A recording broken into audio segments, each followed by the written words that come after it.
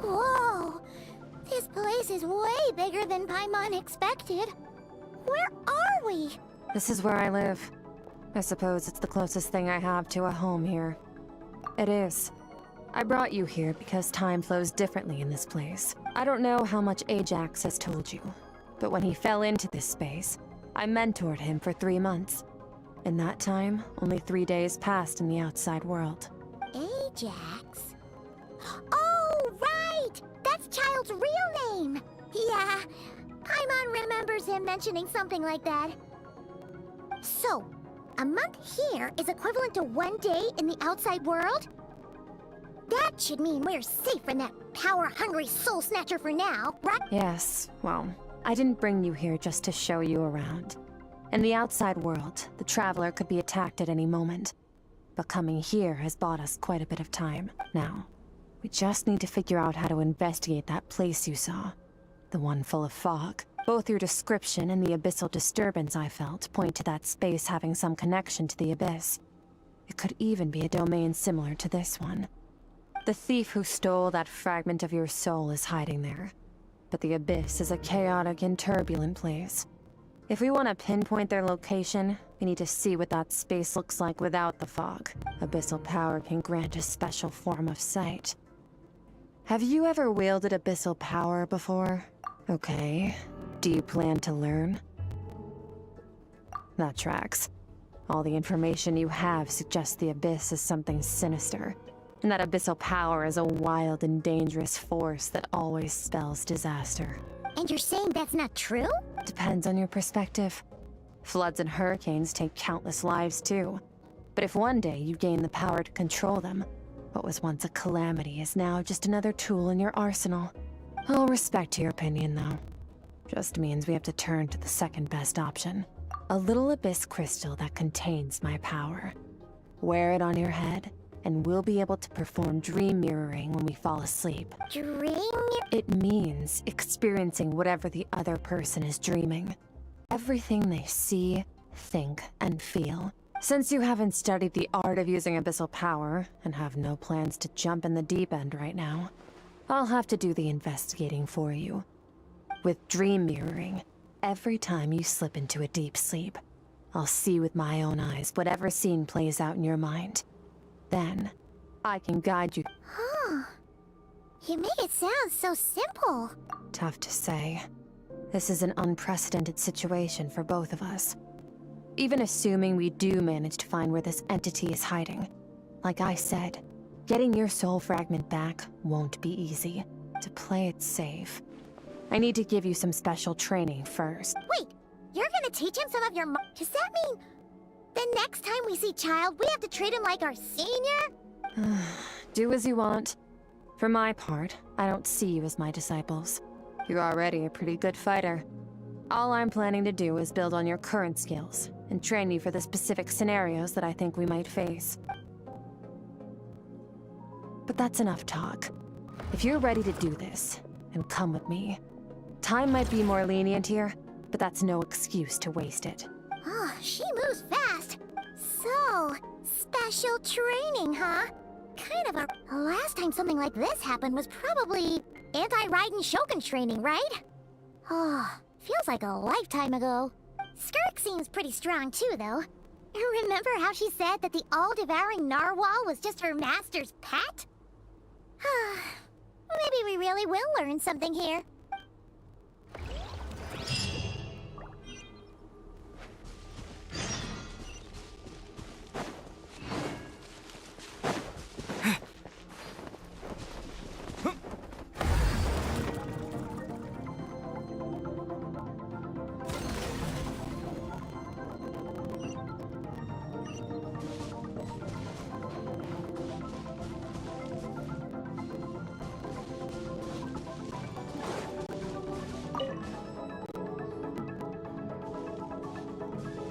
Ready? Bring it on! Your training will be split into 3 stages. Testing your blade work, elemental abilities, and reasoning skills. We'll start with blade work. You're no rookie in this area, so I won't bore you with the basics. During your long journey, you've no doubt sparred with a lot of talented sword fighters. Consciously or not, you will have picked up all kinds of techniques from— You bet! There's Kaya, Master Jean, Kuching. Oh, and Kazuha, Ayaka. Yeah, we've met sword masters like you in You sparred with a bunch of them too, right? Don't get too smug. In sword fighting, techniques alone are not enough. You need a cohesive system to bring it all together. A style or school of fighting. To use the human body as an analogy, your style is your skeleton, the foundation, the framework. Techniques are the muscles and other flesh attached to the bones. This is where your strength comes from. Improving your sword fighting is like growing that body. If your frame got bigger and taller, but you didn't add any muscle mass, you'd be weak and flimsy. Then again, if you packed on pounds of flesh without a big enough frame to support it, you need to do some introspection. Take a good, hard look at your past experiences, and figure out which parts of what you've learned are just techniques, and which parts can be used to form your own. Only then will you get the full utility out of all your thoughts and observations along the way. Wait, is that it? Paimon thought you were gonna teach him some cool new moves. Like when you went swoosh and oh. One day, you'll reach a new level of power where you realize that even that's as basic a trick as any other. But right now, our sword styles are so wildly different that teaching you mere techniques is pointless. There are no shortcuts in the pursuit of power. Failure is your best teacher, and rigor is your coursework. That's all I have to say. Time to make a start. Train until you're satisfied with yourself. Now focus. Destroy the crystal columns as swiftly as you can. Yeah! Yeah! What?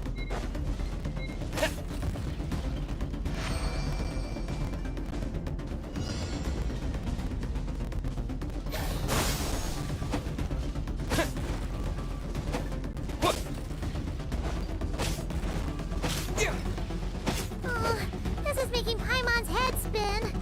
Hang in there, traveler!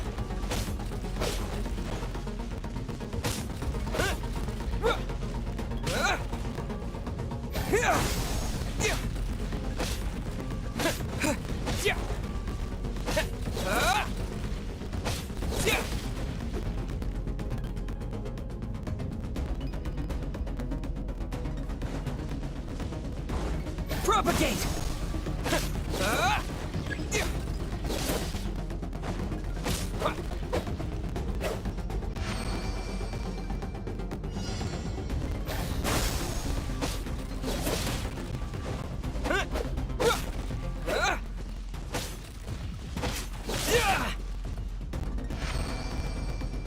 Stay calm.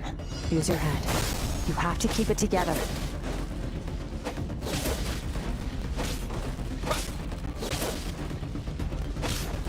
Scatter!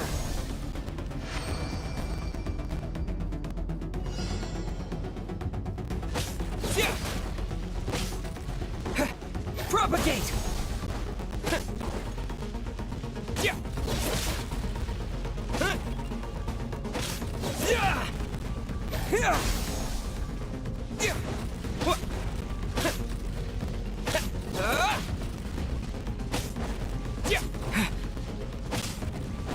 Scatter!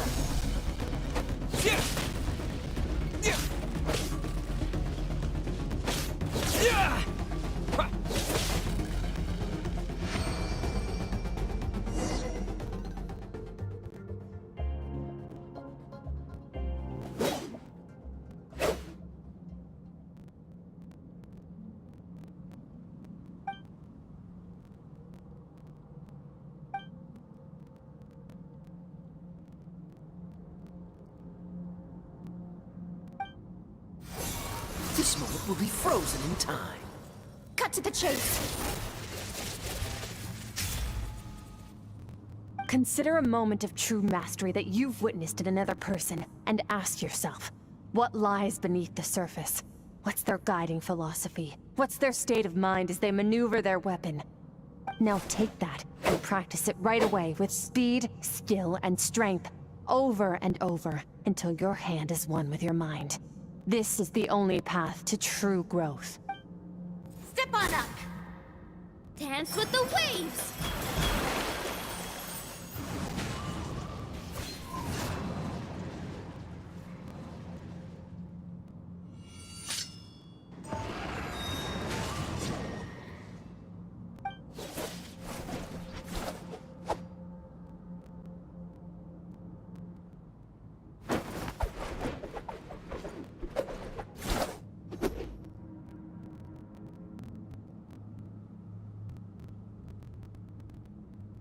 If you start to tire, empty your mind, but do not stop. Stay in that frame of mind as you keep up the fight. Get rid of all redundant movements. Imagine your sword is an extension of your own body. Wield it just as you wield your arms, hands, and fingers. 'Twas on a deserted, moonlit night that the hero approached the vile dragon's limpid lair. Ring cutter! Feathers fleeting wet, the white heron treads water, a sight without flaw. Master of Inazuma Kamisato art Tachijutsu.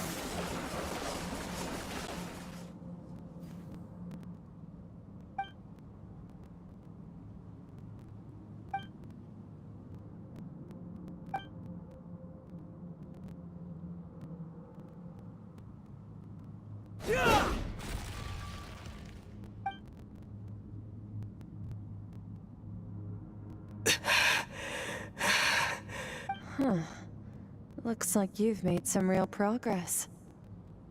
That concludes your training session. Awesome! Paimon knew you could do it! How do you feel? As you should be. Time flies when you're training hard. You've actually been going for several days now with no rest. Yeah, meanwhile Paimon's had a whole bunch of naps.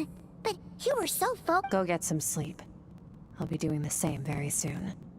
Let's hope you see that foggy...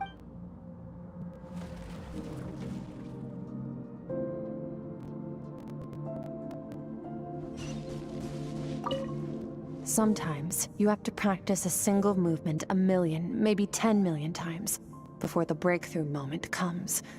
Nothing in the outside world can help you in this process. The most important thing is to remain patient.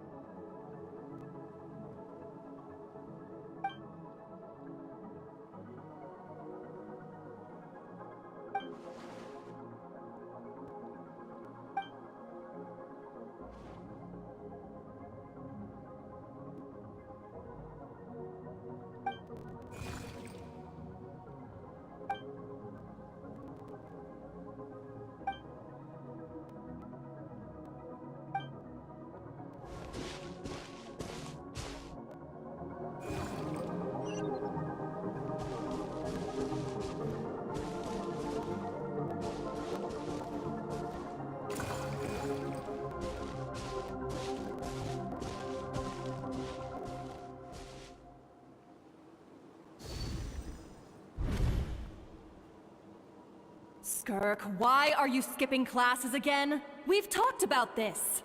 'Cause he's a crabby old man, and he's a boring old man. I don't like going to his classes. Excuse me. You shouldn't talk about your teacher like that. It's very disrespectful. All right, let's not get into a big fight about this. Skirk's learned what she needs. There's no point forcing her to sit through more classes if she doesn't want to be there. But I'd still love to hear about what you got up to yesterday. Why don't you tell your dad all about it? I went diving, and I saw this huge fish. I never knew they could get that big. It looked kind of dumb, though, with that stupid big fat head. I tried to shake its fin, but it just spat water at me. Oh, and today, I'm gonna go to that prairie up north. There's supposed to be this giant bird there that can spit fire. I bet if I climbed on its back, it could fly me all the way to the stars. Then I suppose your old dad should get one as a pet too. Otherwise, how are you gonna hear me call you for dinner up there in the stars? When it's time to eat, I'll come back on my own, Zilly. Anyway, gotta go. Bye, Mom. Bye, Dad. Wait! Put on a coat at least. You'll catch a cold. I'm talking to you, young lady. You spoil that child, you know. Ever since that merchant ship arrived, she practically lives outside. Always going on about exploring the beyond one day, whatever that means. Ah, let the kid do what makes her happy. Besides, we both know you're all bark and no bite. Come on, our little adventurer's gonna be hungry when she gets back. Let's get started on dinner.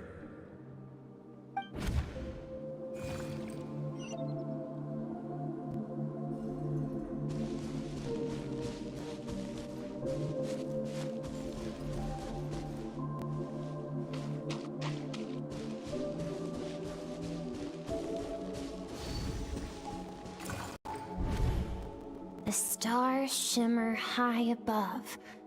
But what lies beyond the stars? Mountains as far as the eye can see? An endless snowy plain? Or maybe buildings taller than the sky, like the people from the merchant ship said? I can't be the only one asking these questions. The universe is fascinating. If only I could meet some other people like me. We could set sail together and explore every corner of the world. I'm sick of being a kid. There's so many amazing things out there, and I'm ready to see them all. But for now, I'm starving. Better get back.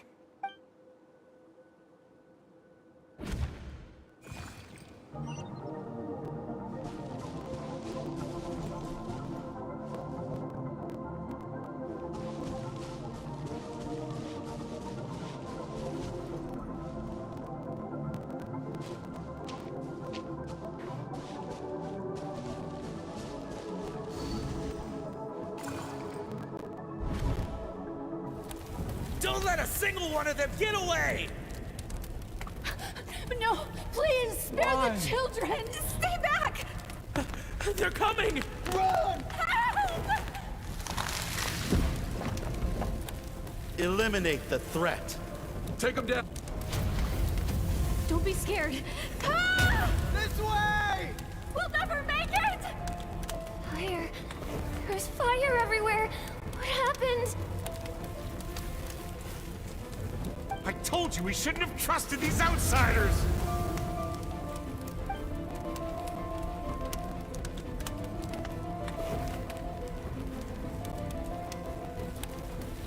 Why are you doing this? What did we do to deserve this? We welcomed you with our finest food and drink, showed you the best our home has to offer, gifted you cloth dyed by our own hands. And this is how you treat us? Run! Save yourselves! Captain, Zone 3 is clear and we have Zone 2 surrounded. Begin extermination. Remember the orders from upper command. No one is to be left alive. Rest assured, sir. We have enough munitions to annihilate these savages and burn their entire civilization to the ground. Good. The only ones who put up a real fight are that man and his wife, correct? What's their status? We shot the man in the ankles and the wife broke her wrist attempting to fight back. They won't be doing much more fighting.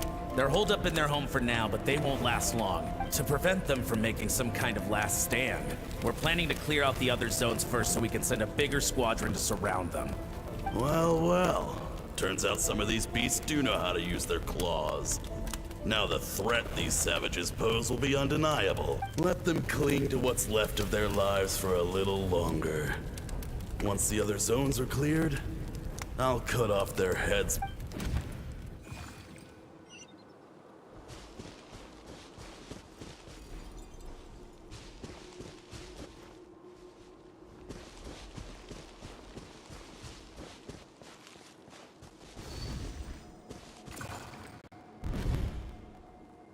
Dad? Mom?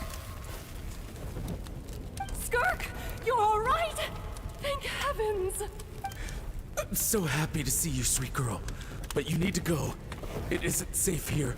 They'll be back any second. What happened? You're bleeding a lot. Dad?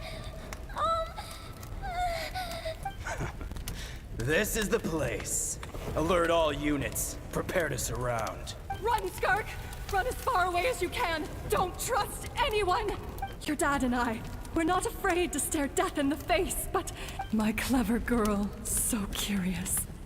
You're already so brave. I know you're going to grow up. Whenever you miss us, remember, life is a gift. Don't let darkness claim it. Break down the door! Look what we have here.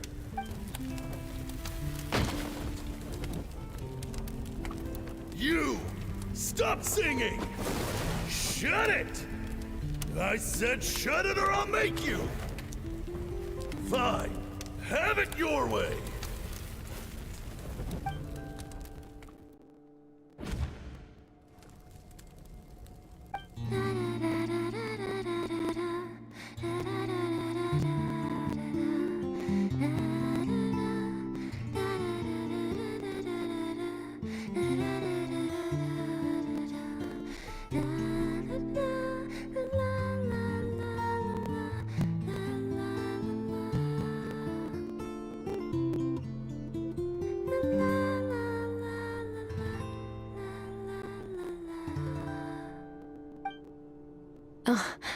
You're awake. I found a few clues while you were asleep, but it's only a start. Now, time for the second stage of your training. This time, the focus is elemental energy. Come find me when you're ready to be...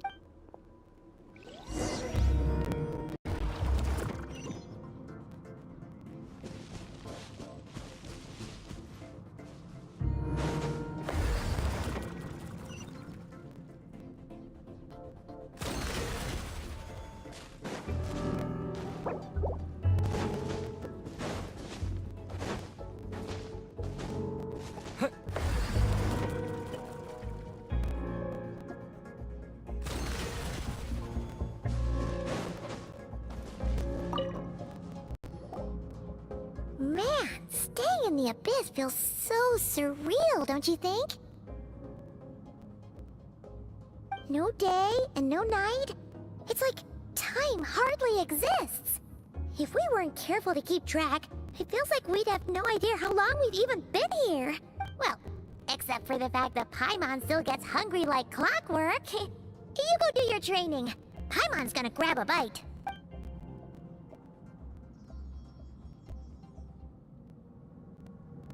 The way I see it, the pursuit of power is divided into 3 stages. The first is mastering the use of standard weapons.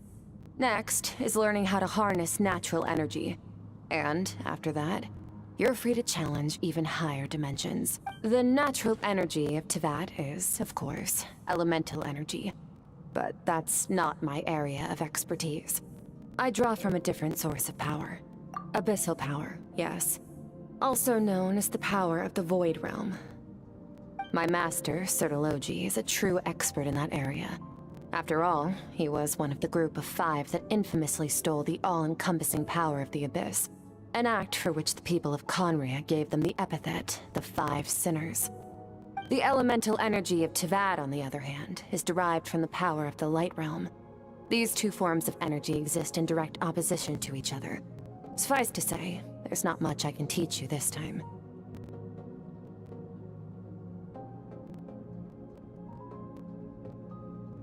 A keen observation, traveler. Call it respecting local norms. The Abyss stands in direct conflict with the will of this world. So, to make my life easier, I disguise my power to make it appear cryo-like in nature. It's a technique I learned from some Conrian ruins, known as the Seven Shifting Serpent. If you ever change your mind about delving into abyssal power, I can teach it to you. So I've heard. You seem to have a knack for removing abyssal power. But is purification really what's going on there? Like I said, power does not simply disappear, just thinking out loud. Let's focus on your elemental training. That's what's gonna help us if the situation gets tricky. True growth comes from adversity, but only if you make the choice to pick yourself up again every time you fall. So, it's time to push yourself to the limit, and then keep pushing. This is the only way to advance at pace. Use the power of Animo to clear the field as fast as you can.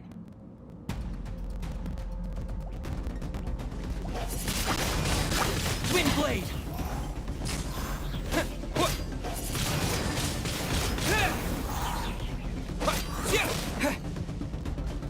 Windblade! With the wind!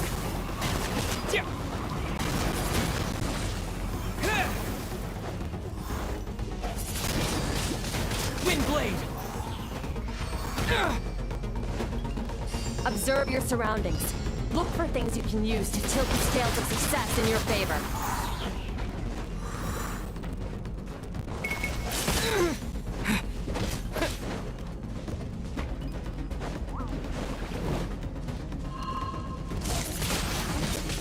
Windblade!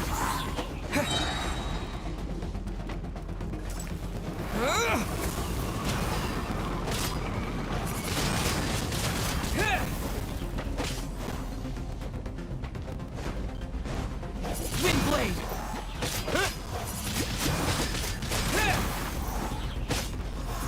Windblade!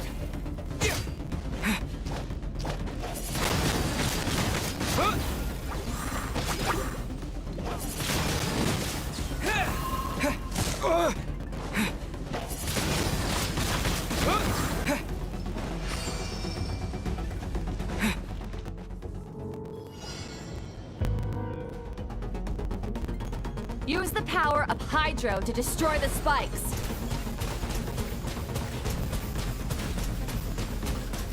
Go!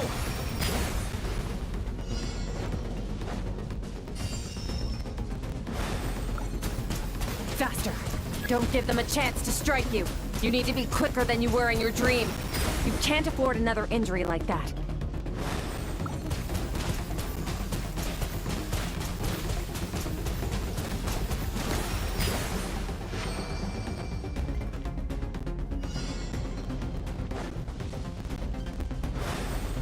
Water jet!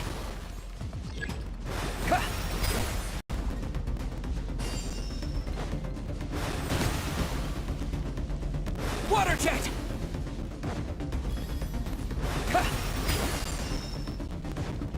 Water jet! Go! Water jet! Water jet!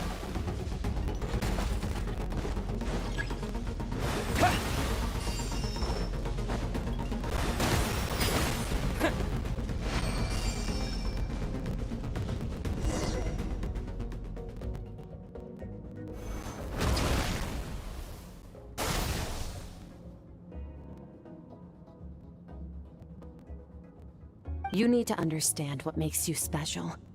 The ability to wield elemental energy without a vision and switch between the elements at will. It means your aspirations need no approval from the gods. Your power is not bound by the rules of this world. So be bold. Do not be afraid to chart your own path.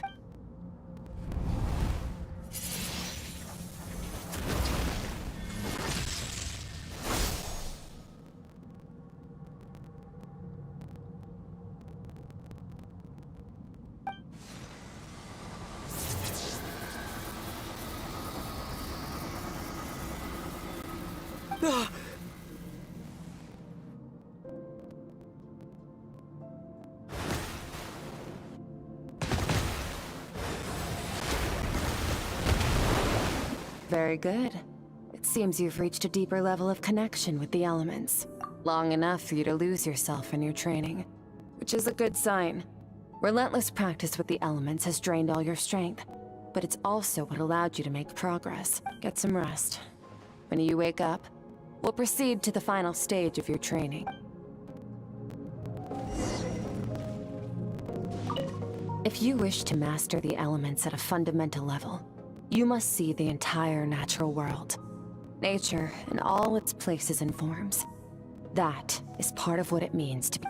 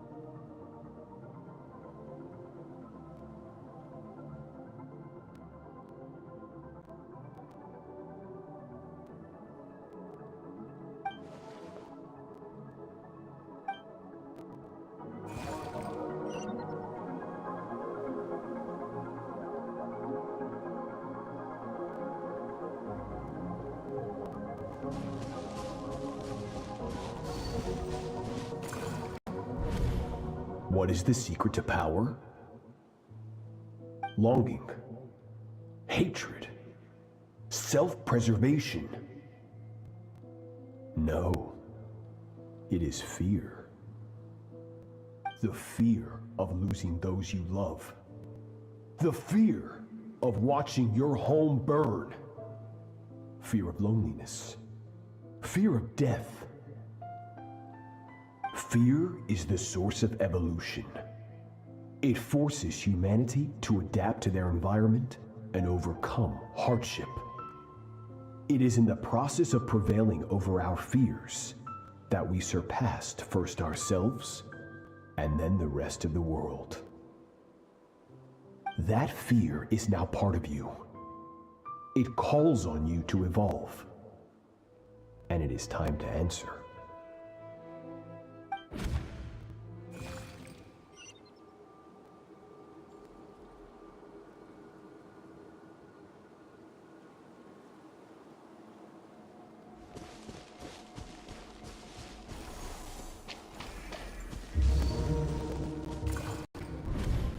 Any minute spent missing home is a minute wasted.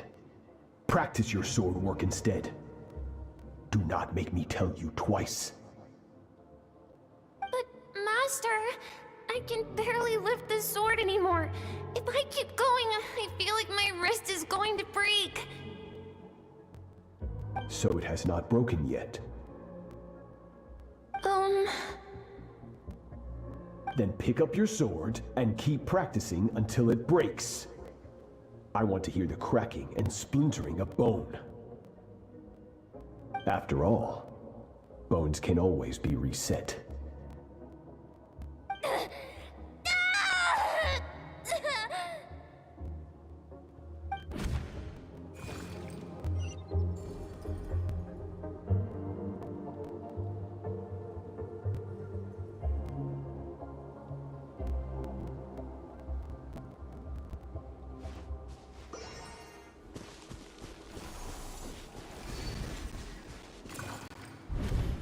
Good, Skirk.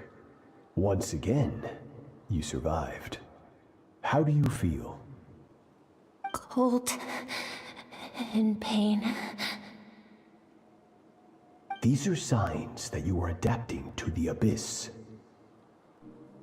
Each time the flesh is torn and the spirit crushed, Each time you claw back from the brink of death, you become stronger. I now understand why these people sought to destroy your homeland. Your potential goes beyond even what I could have anticipated.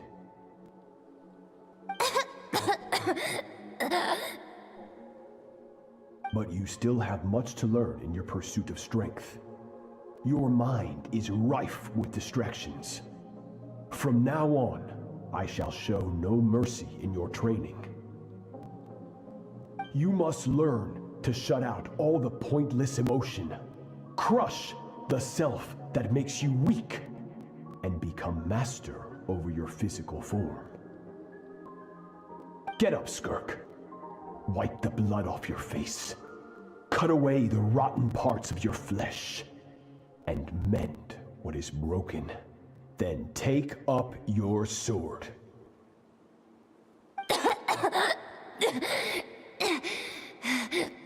Yes, Master.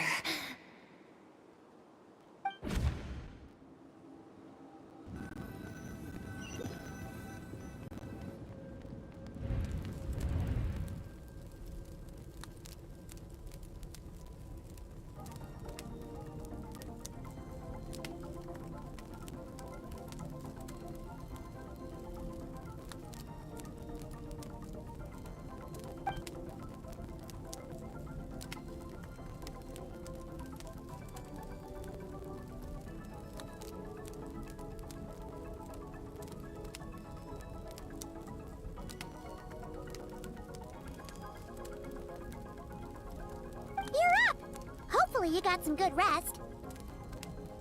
Skirk said to tell you that she's ready to start the final stage of your training whenever you are. So, want to head over now? Or did you want to wait a little?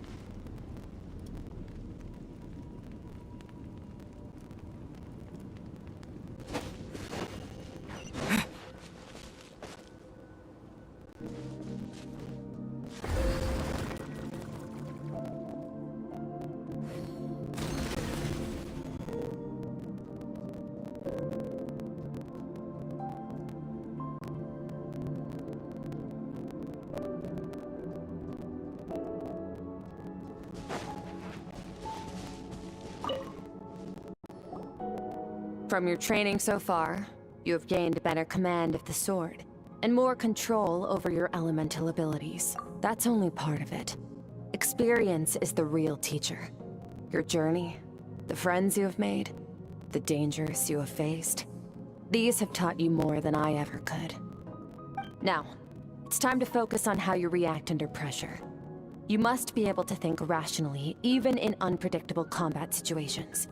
To simulate this, I'm going to attack, and you're going to block. Ready?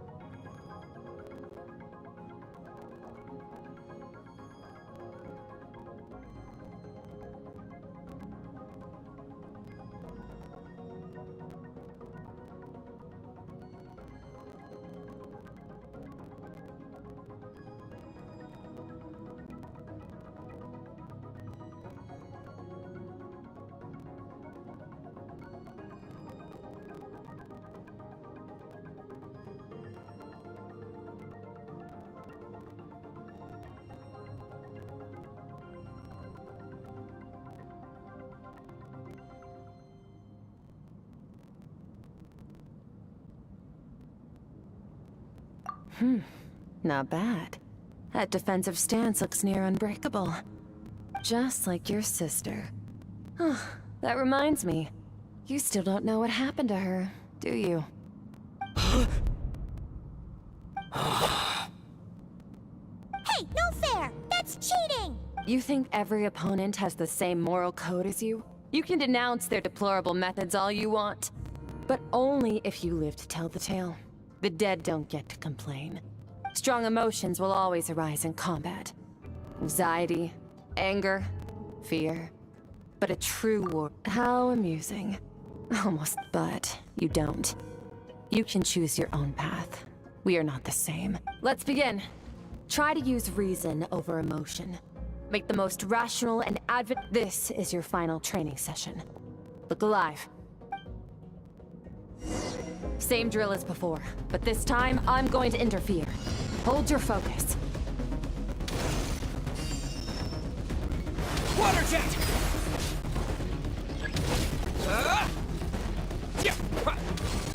Water jet!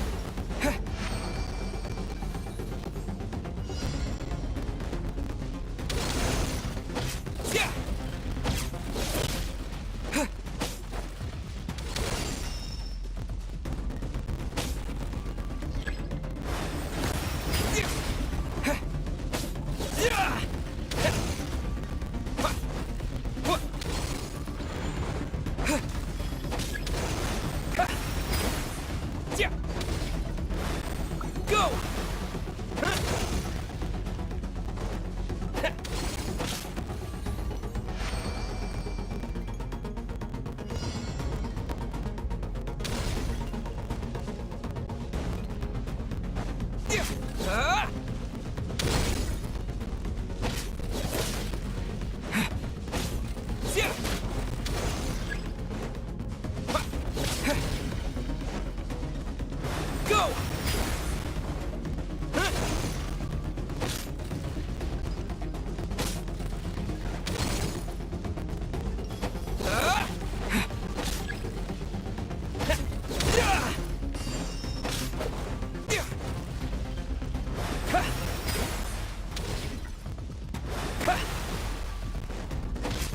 Not bad. Better than I expected.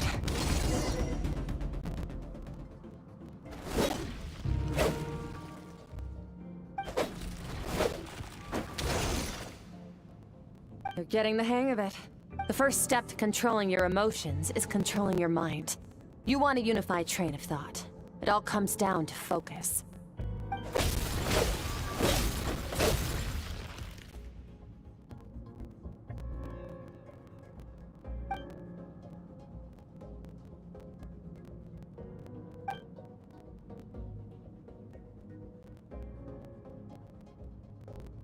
Your mind is rife with distractions. From now on, I shall show no mercy in your training.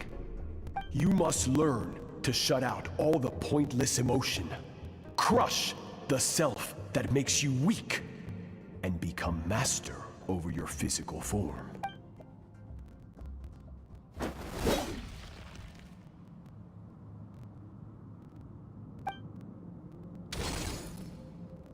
Stop. Let's pause here. One look, and I can tell your mind has wandered. That's to be expected. There's a limit to how long a human being can concentrate on one thing. Staying calm and focused sounds simple in theory, but in practice, it's more demanding than sword work or elemental abilities.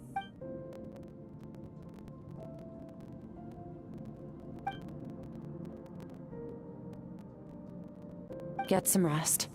No point training further if you're already dead on your feet. Like I said at the beginning, you managed to push past your limits, which is a good start. You can be proud of that and sleep well.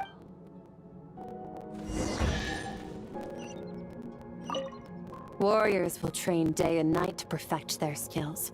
But when the battle comes, one mistake, one moment of hesitation, and just like that, all their blood, sweat, and tears were for nothing. You need to push yourself to perfection, or you might not even live to regret it.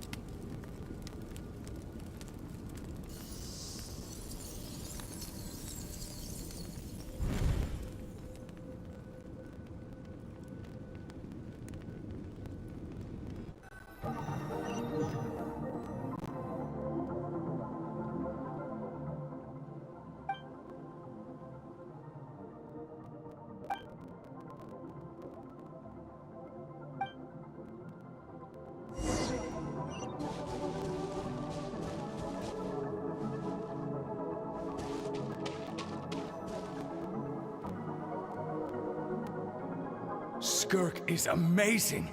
She faced down that terrifying giant and cut its head clean. She got hurt though, didn't she? Yeah, well, that's a given. But the moment she was on the mend, she got right back to practicing her sword work. I heard Master suffered a grave injury once too. Lost an arm and a leg and still came back stronger than ever. Incredible. I wonder...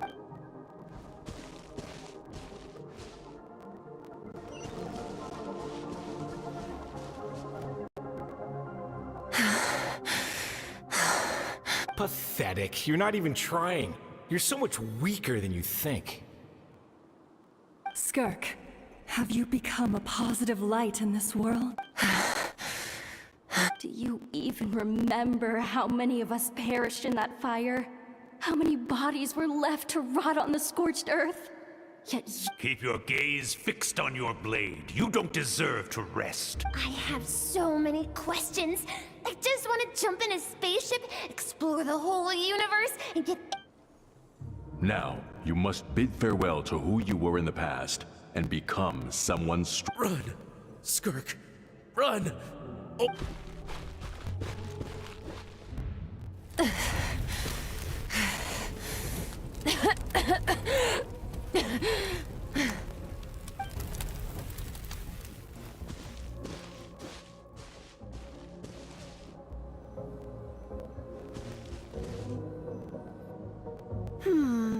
Let's see here. First things first, you need a new identity. Going around telling people you're from somewhere beyond the stars won't do, now will it? How about saying... you hail from beneath the earth instead? As the Conrian saying goes, venturing out into the universe and down into the abyss are the same in that both are braving the dark unknown. Well, I'm a visitor on this planet, so I'll follow the rules. Ah, splendid. That saves me quite a bit of trouble. Let me offer you a piece of advice in return, although it might not be what you want to hear. I know the pursuit of strength is important to you, but taking a moment for yourself every once in a while is never a bad idea. Ignore her existence for too long, and there will come a day when you can no longer hear her voice.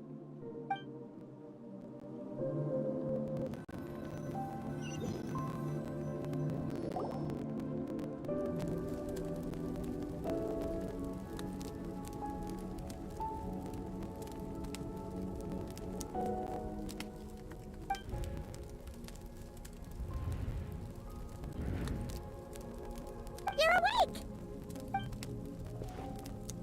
You must be starving, right? Ta-da! A barbecue feast just for you! Of course you are! That's why Skirk and Paimon got the... Ah, well, if you're around someone long enough, it's bound to happen. Plus, Skirk can cook! So, Paimon decided she can forget the whole Ice Queen thing. Paimon's not one to hold a grudge. Here's an idea. Let's save the chit-chat until after the meal.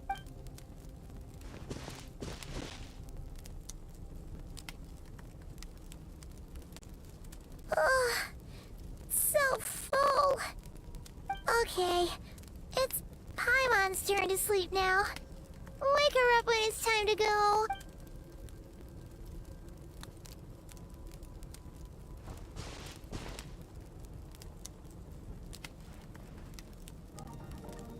I have good news. First, your training is complete. You have what it takes to wield immense power. Now it's just a matter of putting it into practice. Continue to learn from your journey and hope. Second, I've located the culprit we've been searching for. Next, we just need to retrieve the missing part of your... When Ajax trained with me, he once told me he was bursting with questions. So I allowed him to ask me 3 of them before he left. You and I may never meet again, Traveler. So if there's anything you want to ask me, now's your opportunity. Are you... really from Teyvat? Okay, not the angle I was expecting. What makes you ask that? I'm sorry I didn't tell you earlier, but while we...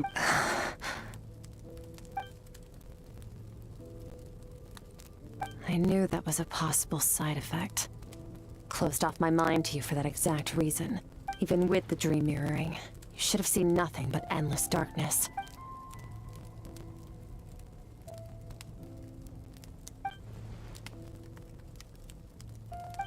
Whatever. Must have been a flaw in my execution. I shouldn't be too surprised. Since you've seen what you've seen, there's no reason to hide the truth.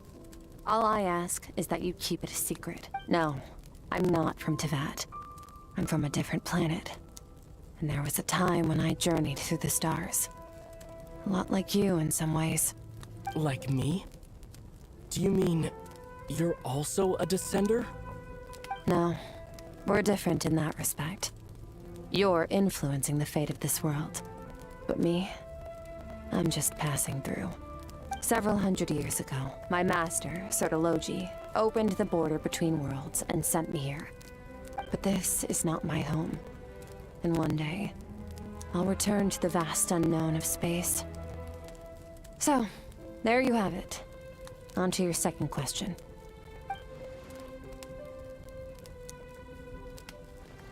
What is your goal in coming here? To become stronger. For certain reasons, I need to bridge the power gap between me and my master as quickly as possible. But first, I need to understand the source of his strength. To do that, I need to follow in his footsteps. Walk the path he once walked. And somewhere along the way, I'll find out how to defeat him. That is my sole focus and purpose. Okay. You have one question remaining.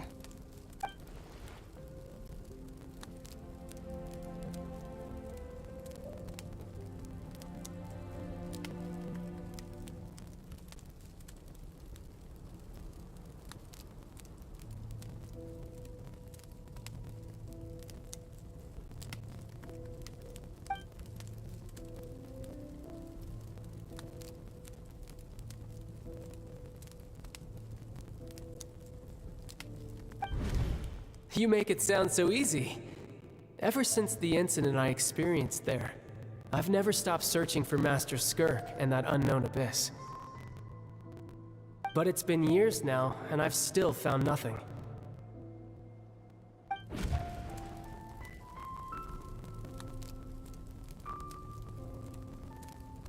Well, your last question? You know Child is looking for you, right? Are you going to let him see you? Ajax. His situation is different than yours. Before you ever crossed paths with me, you'd already encountered many formidable people, studied their techniques, and developed your own skill set.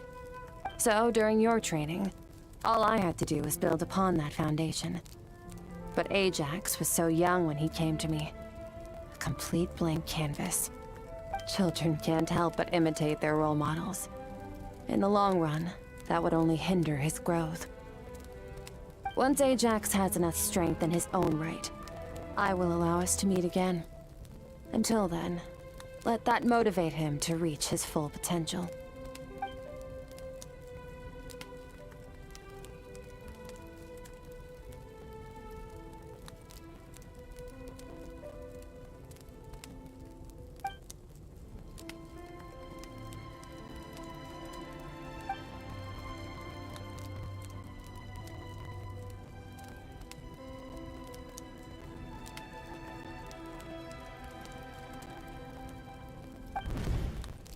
Unlike you, I have no desire to establish a connection with the world.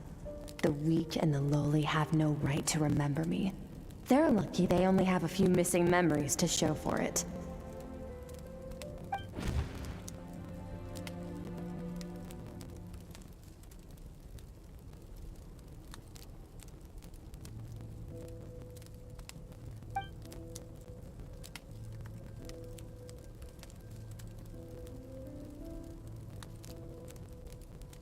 Wake up your companion. It's time to go. Oh, and everything I've just told you. Best keep it a secret from her as well.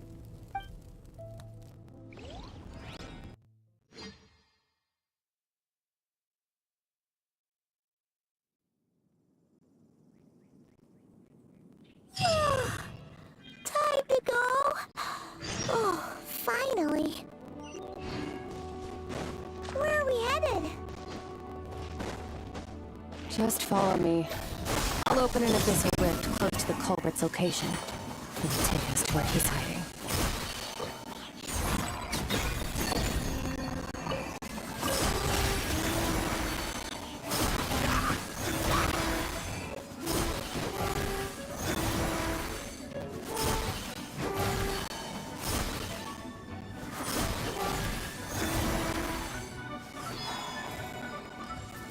Propagate!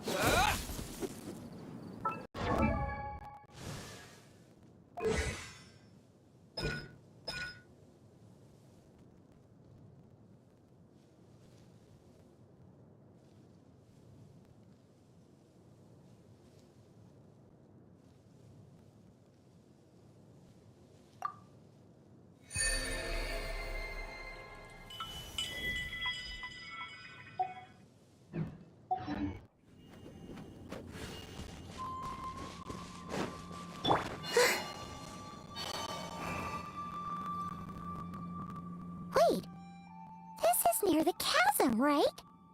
Yes. If we enter from here, we'll be able to reach that place from your dream. You have some experience with abyssal domains by now, but still, this is someone else's territory. Best to proceed with caution. Don't worry, Paimon's an expert at hiding behind other people for safety. Oh, but, that means you need to stay safe. All right. Remember your training.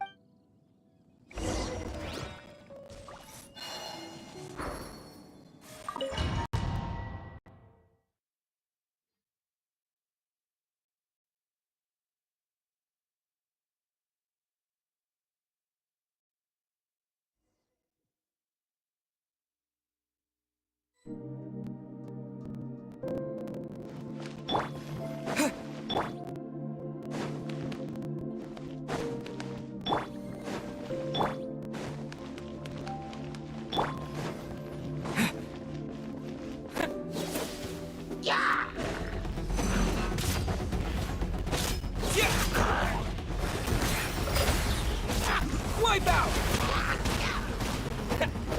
Yeah, water jet!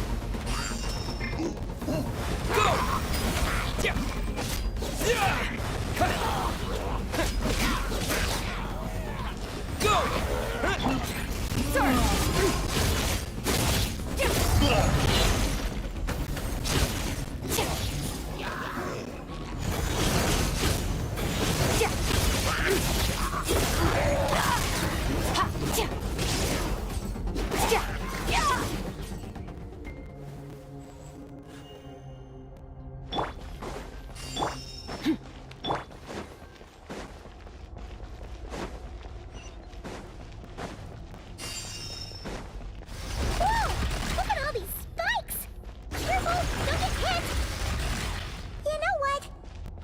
Just gonna float behind you. Come on, you got this.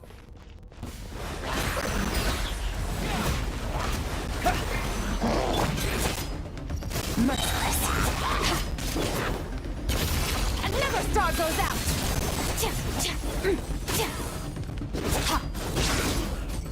Annihilate. Hey, what are you two doing here?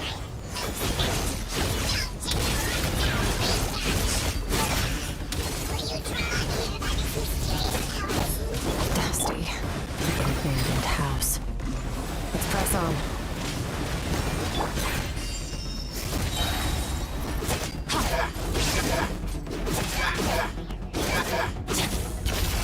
Paradigm shift.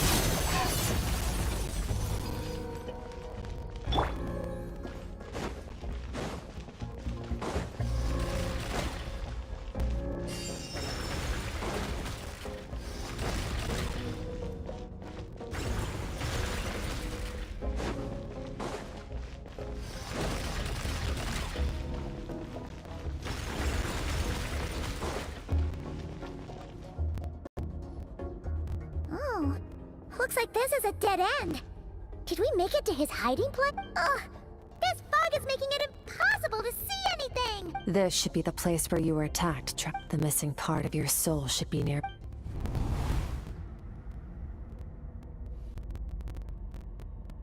Our opponent must have covered his tracks just in case. Otherwise... Hold on! Look! The spikes are back! Stay calm. Let's hold back a little. Give our enemy some wiggle room so we can see what we're dealing with. If you're too reckless, we might be Our enemy took part of your soul for a reason. It's likely he integrated it into his attack somehow. For...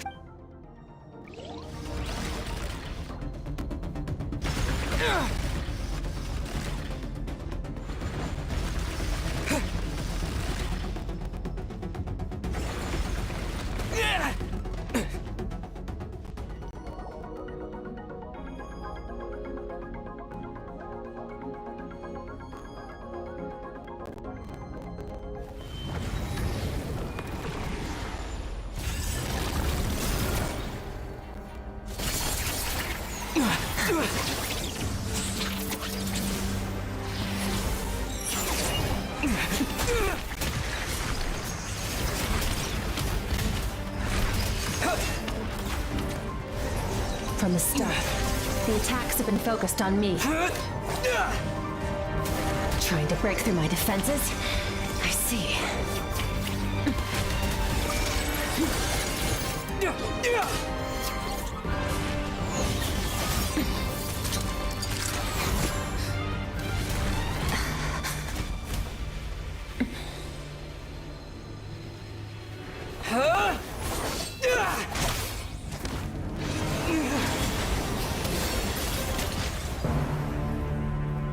You alright?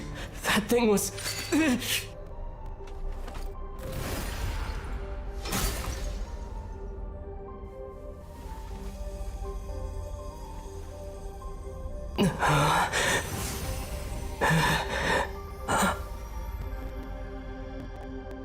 There. I got it back. Traveler! Skirk! What happened? It looked like Skirk just got... In the Gwali Plains, you asked me why this enemy chose you as his target. Now, the answer is clear. It's not just the fact that your strength is impressive. It's also because of your ability to, as you put it, purify abyssal power. Whatever that actually means. The fact is, that ability allowed him to do something that should have been completely impossible. Namely, break through my defenses and steal my power. No, he couldn't have known I'd come to his domain. He only stole your soul fragment because he knew the value of its power. I doubt he expected it to come in handy so soon. Call it fate if you want. I believe that's the term they use in this world for arbitrary coincidences like this. In any case, it works to our advantage. Once I realized what he was using that power for, it gave me the chance to get back what you lost. I'll cope. Well, done gorging? Good. Time to answer some questions. How did you get the power of the all-devouring narwhal? The all-devouring narwhal? Oh, of course! Paimon knew that spike thing looked familiar. It looks just like that narwhal's horn! I highly doubt you acquired that power through your own strength. Tell me I'm wrong. You're desperate enough to scour the land for god remains and whatever vestiges of power you can find. That alone proves you wouldn't be able to defeat a creature like that. Which leaves one possibility. You know my master, the Foul, Sertologi. The Foul? Who dares call him Foul?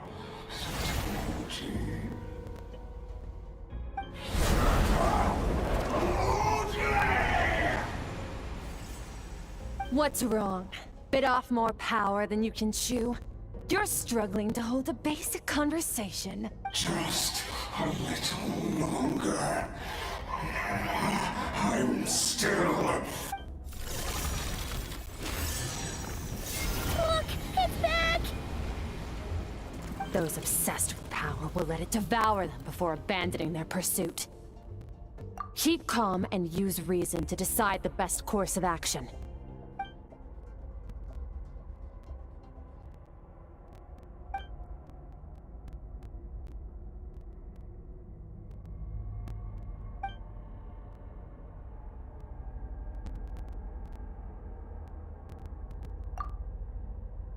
Wise decision. Final victory doesn't always come after a single battle. You've got your soul fragment back, so we both got what we came for. Let the enemy draw breath while he can. It won't be for long. Get us out of here, Traveler. You'll need to lead the way this time.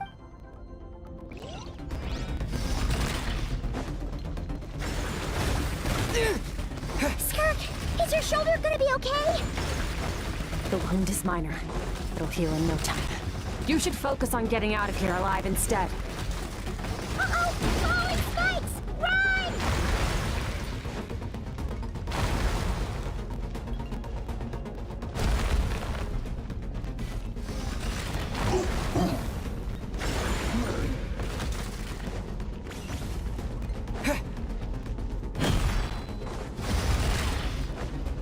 Watch out! Looks like this place is about to collapse!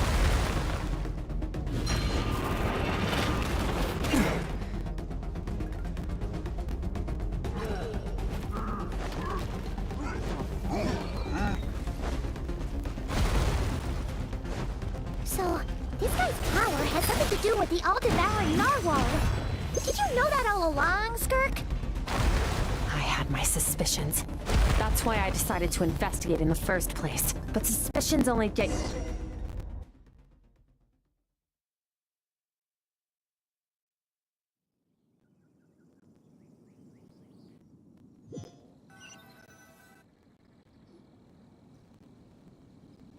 Phew. Oh, we should be safe here, right? I no longer sense his presence.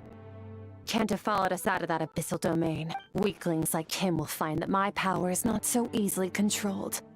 He won't be leaving that place until he's managed to digest it. You seem surprised. I suppose that's fair. You've seen but a fraction of what that whale is capable of. That gaping maw could swallow a planet whole. It's called the all-devouring narwhal for a reason. Devouring is what it does best. It can extract power from anything, dead or alive, as long as it manages to make physical contact. Yeah. When we had our run-in with that thing, Neverlet mentioned that it has an instinct to devour. Your dragon friend recognized the nature of its abilities and used the power of Hydro to protect you. That worked because it was in a satiated state, so it was somewhat less aggressive than usual. It's a different story when it has no more power to feed off of. That's when its true voracious nature kicks in. It could devour everything on the planet in that state, which is why I cast it into that void space. But I hadn't counted on there being anyone left on this planet capable of wielding its power. To me, that says he must have encountered the whale a long time ago. Meaning, he must have... Exactly. It told me everything I needed to know. Hence why I said we both got... And I believe that brings our transaction to an end. Now that you're whole again, you can get back to your own journey. I'll handle the... No way! We can't leave now! Something was stolen from you because of... This isn't my first taste of failure or losing power. When you fall, you... But what if that monster... Plus, how are you gonna get home? It's not like you can just go swoosh and open a door to the abyss again. So, sticking with us for the time being doesn't sound so bad, does it? Fair enough. Then take this. What is it? A bag of Mora. Nothing in this world is free. I'll leave the planning to you. Hurry up and decide where to go. We shouldn't linger. We should take Skirk somewhere she can rest. But where? He'll know something about Master. I'm sure of it. Next time, I need to be ready. Fine. It was just a scratch. It'll take time to recover my strength, of course. But adapting to situations like this is nothing new for me. Oh, this?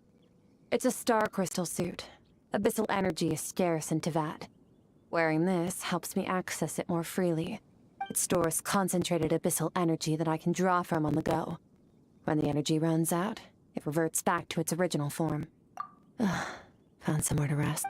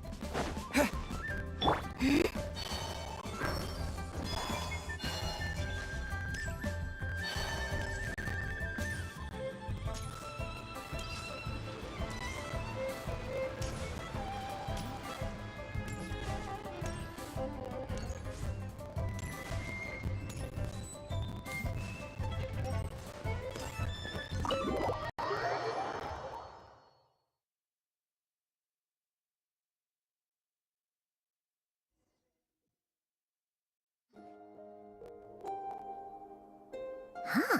This bag from Skirk has a ton of Mora in it. Does she have a job or something? Wait, no. After what we saw at Wamin Restaurant, that seems impossible. Can you imagine? It would go something like, I'll be collecting my paycheck now, boss. Oh, sure thing. Wait, who are you? Have we met? Can't hold a job if you make everyone forget about you. So, what did she do to get all this Mora?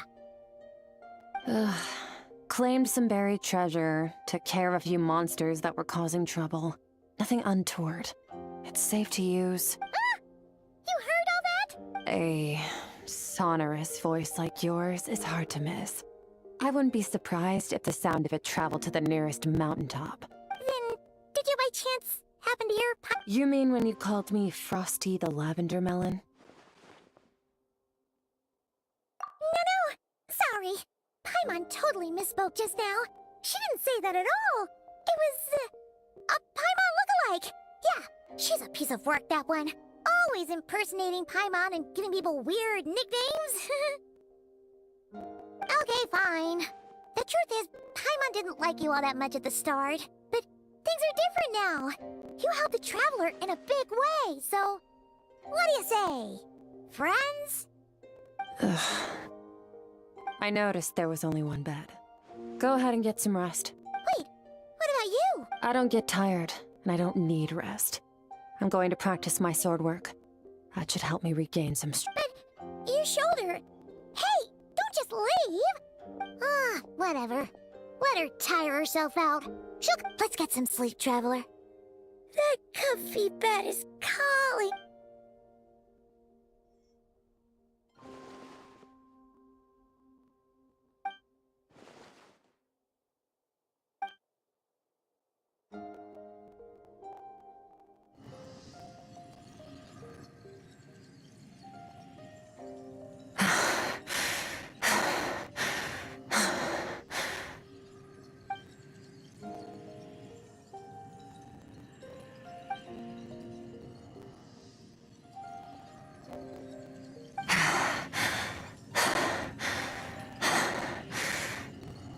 Quiet.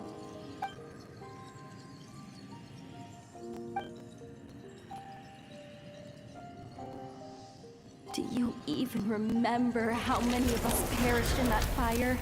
How many bodies were left to rot on the scorched earth? Yet you alone live on. Keep your gaze fixed on your... Run! Skirk! Run! Only to...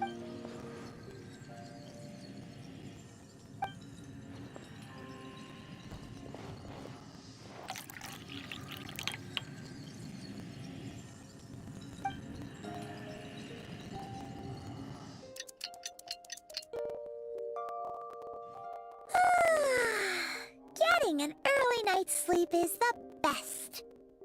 Wait, Skirk? Have you been sitting out here? About 60%. Maybe 70. Whoa! Paimon thought it would take at least a couple of No. Not fast enough. That's 20% less than last time. Same training regimen, same intensity. Nothing felt different, but somehow the outcome fell short. Now, I think the problem's with me. I need to meditate for the next 2 days. Deep introspection should help me. Ooh, sounds intense. Thanks.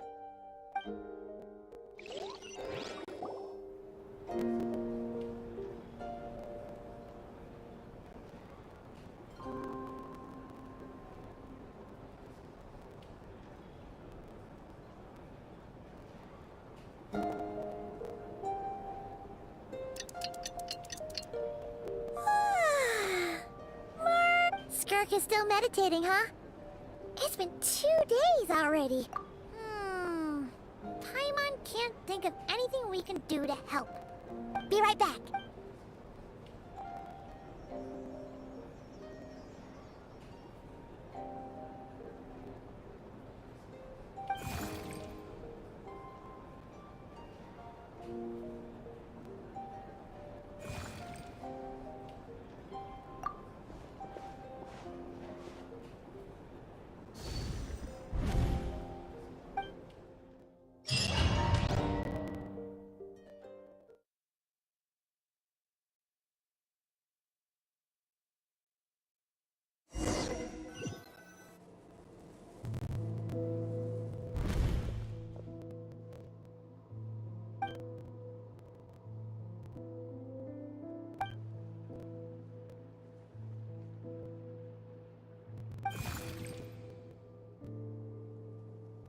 That's right. This is Skirk's inner world. Think of it as this isn't your first time here, but what you remember is probably a space covered in darkness. I only managed to illuminate a small portion for you back. Actually, it's I only managed to break free and bring you here because the injury weakened her power. I guess that's why I can call it fate if you want. I think that's... Now, before I take you to her, I gotta ask. You're the first outside visitor to ever come here, so what's your impression of this place? Oh, you noticed. This river represents Skirk's strength. Strength accumulates over time. It is the summation of a person's lived experience. So this river is where all the fragments of Skirk's life should converge into a single stream of memories and emotion. But as you can see, this river has been severed numerous times. When all she sees reflected in the river is a disgraceful shadow of who... You must learn to shut out all the pointless emotion. Crush the This isn't my first taste of failure or losing.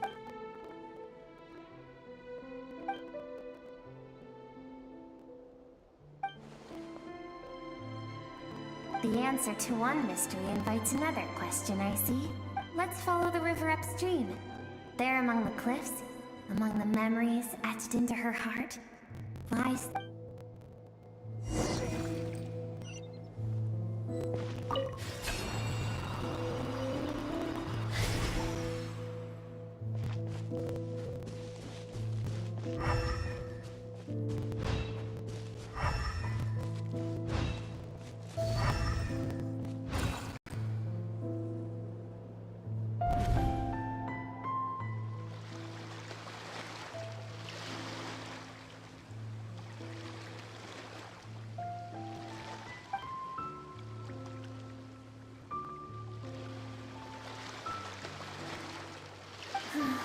I've always thought that, even when falling leaves don't come from the same tree, they can still form bonds of kinship when they meet. Like meteors, you both made a journey through the stars. Both travelers who have landed on a planet that is not your home. Yet, when she first noticed your presence, although she hesitated for a moment, she still chose to walk away.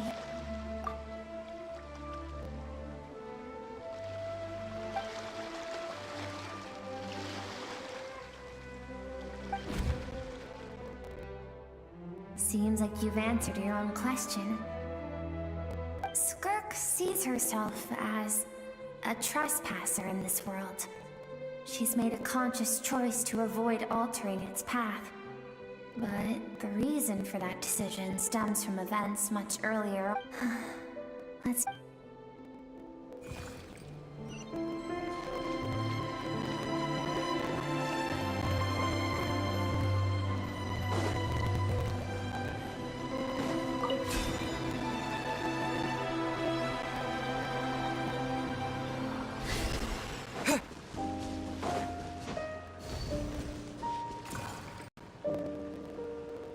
now have what it takes to wield immense power. From this day forth, I shall teach you no more. No one can become a worthy warrior through imitation alone. I have given you fangs, and... You wish me to travel the world beyond on my own, Master? Indeed. Make new friends. Embark on your own journey. And piece together a new future from the shattered remnants of your past. We will still have contact through the abyss. But know this. One day, I will take the life you worked so hard to rebuild and reduce it to ashes.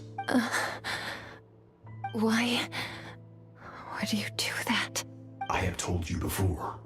Fear is the catalyst for human evolution. You have tasted loss. You have known fear, so deep it can be felt in the bones. But as living beings, we all have an instinct to detach from that which harms us. and thus pain dampens over time. Yet now, I have bestowed upon you the gift of fear eternal. It will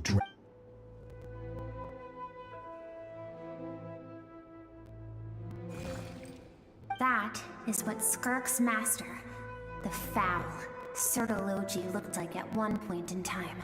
Of course, as a higher being, physical form is a triviality to him. He could appear as a beast, a human, or even a monster that defies description. The form you see him in here, clad in abyssal armor, is the one he usually wears when traveling through the stars.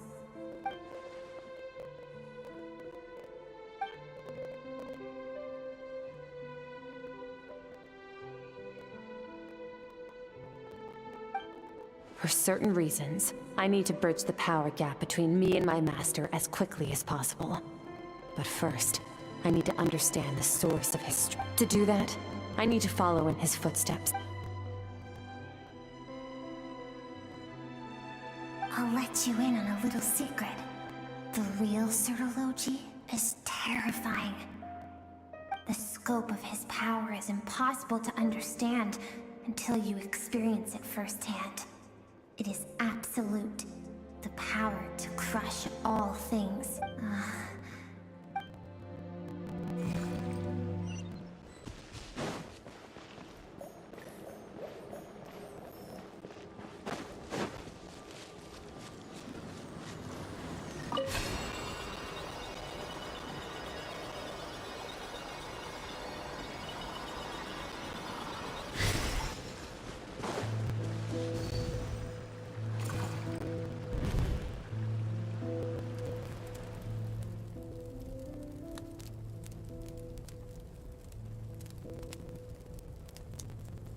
We've made it quite a ways already.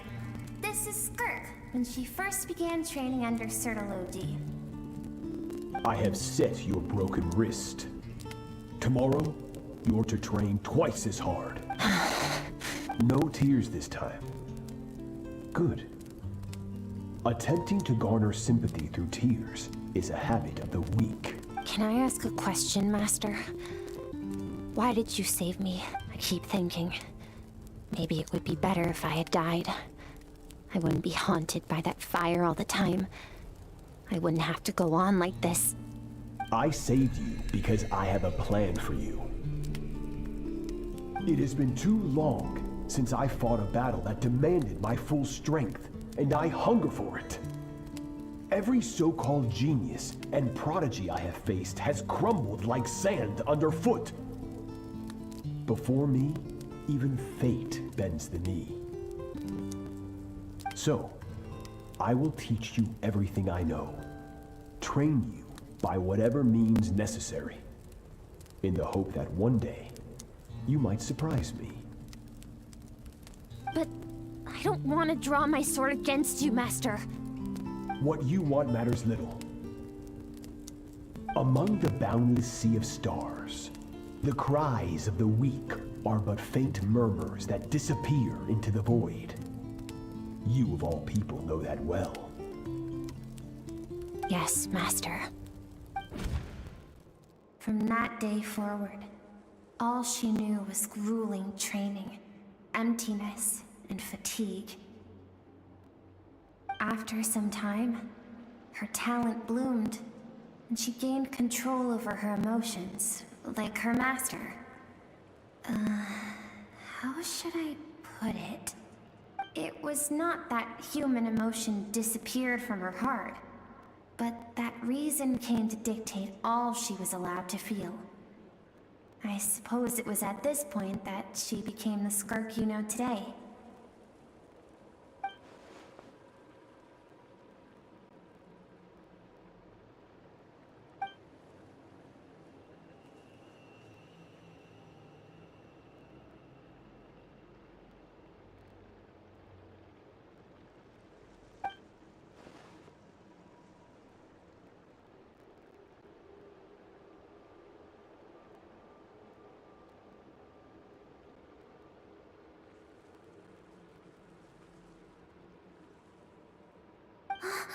We're nearly there. I almost don't want to reach the end.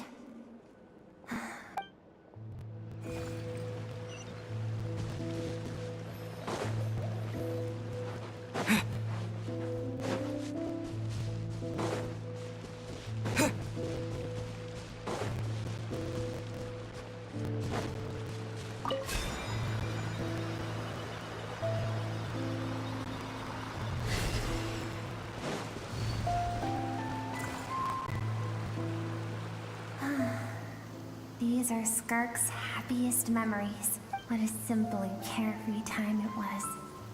Wisps of clouds dotted the sky. The sun bathed everything in golden light. This is Skirk's homeland. She was so curious about everything as a child. Always skipping school to go exploring instead. There was so much to discover. The treasures at the bottom of the sea. The secrets beyond the stars. And that merchant ship packed with adults wearing those strange clothes. It was a spaceship. When it arrived, the people that disembarked wore smiles on their faces and spoke of friendship. Skirk's parents, her relatives, her neighbors, everyone welcomed the newcomers with open arms and allowed them to explore the planet. To them, no one had any idea of what was to come. Several months later, Skirk had skipped school that day, like so many times before, so she was not caught in the immediate wave of destruction. But when she came home that day, only countless people cried out to her for help. People she knew and loved. Friends and relatives. The little girl who lived next door. Their lives were discarded like worthless trash as the fire consumed one life after another. Skirk was helpless. All she could do was run. And so she did. She kept running. If Sertology hadn't been there in that moment, the fire would have claimed her life too. And there she would have remained, left to rot. Because she and her people were seen as a threat. As the initial merchant ship explored the planet, they discovered that it hadn't always had the condition to support life. Yet there was evidence of human activity, even during the periods of extreme heat or cold in the past. Further research revealed that, over time, the people of this planet had evolved the ability to adapt to any type of environment or energy source. For that reason, the outsiders viewed them as a potential threat, and decided to eliminate them before the threat could rear its head. And so, the army was called. Senseless, isn't it? Deemed a threat because of a gift they didn't even know they had. Perhaps it was their own innocence and kindness that doomed them. If those with power get to decide good and evil, then all you can trust in is the sword in your hand. And so, before death could claim her, she ran. She ran and never stopped. No one wants to relive their most painful moments. Skirk is waiting over there. For both of us. Let's go to her. It's time to fulfill my purpose.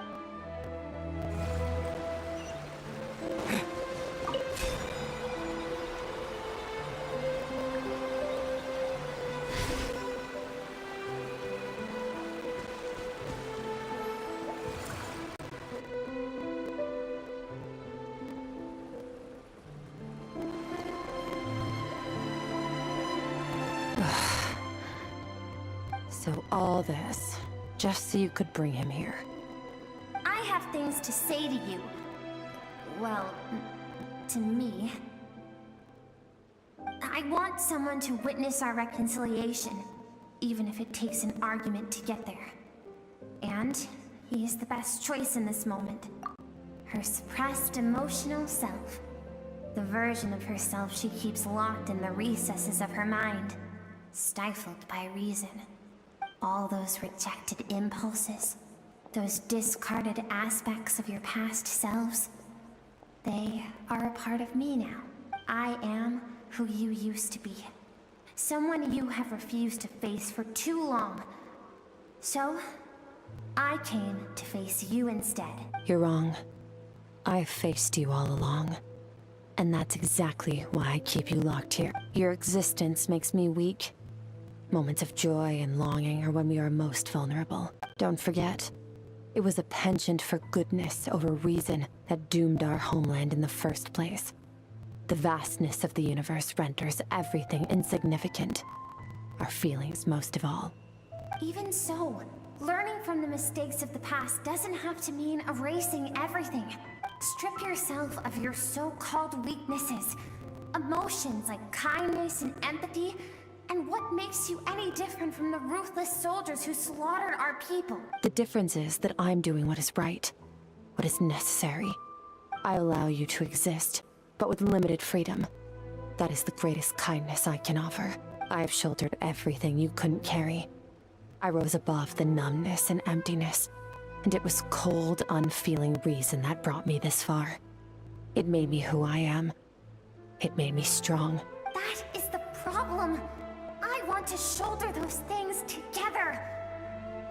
On the grand scale of the entire universe, maybe our feelings are vanishingly small, but why should that mean they don't matter? Emotion gives warmth to the cold expanse of space. It gives meaning to the world around us. Think back to those nights of gazing at the stars, those afternoons of exploring the unknown. Think back and let them grant you peace. A brief respite from the pressure you put on yourself. That isn't what we need. It's exactly what we need. Aren't you curious about why recovering your strength has taken longer than normal this time? Finally, you get to the important part. That is the only answer I came here to find. Then look around. Look at your inner world. You cast aside your dreams and curiosity, and in doing so, you lost your original motivation. You severed all connection to who you used to be, so you can no longer draw strength from your past. Now, the only things driving you forward are fear and survivor's guilt. But these cannot take you far enough. And you think that means I should seek help from a weak little thing like you? Your emotional self isn't weak.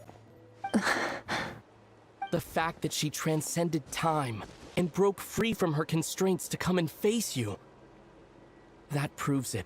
Thank you for saying that. I knew To be honest, I'm not here to argue with you. This isn't about who's right or wrong, but what is right at one point in time isn't always right forever. I know you will never forget that fire. I know the fact that you were and I know that among the voices that haunt you, mine is there too. Because deep down, all those unfulfilled hopes are like knives to the heart. And I don't want you to hurt anymore. So even if you can't accept me, I hope... I keep thinking, maybe it would be better if I had died. I wouldn't be haunted by that fire all the time. Your dad and I, we're not afraid to stare death in the face, but we need you to survive.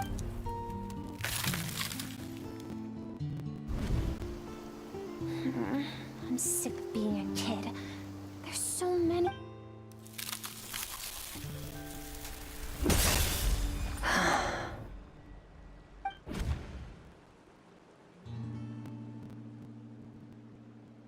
I remember. There was a song Mom and Dad always sang when we went out to fetch water. Dancing water. The sand along your path is begging for your song and movement. Will you carry this burden with you on your journey? I am not the dancing water, and you are not the burdensome sand. But if this is your... Thank you. I should be thanking you.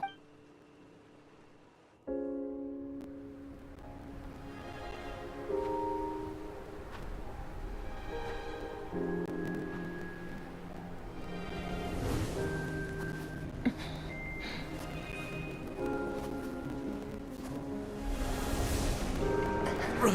Skirk, run! Remember, leave no one alive!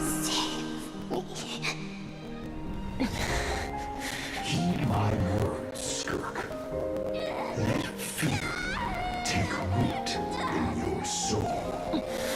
Did you survive? Why was it only you? Skirk, did you become a positive light in this world?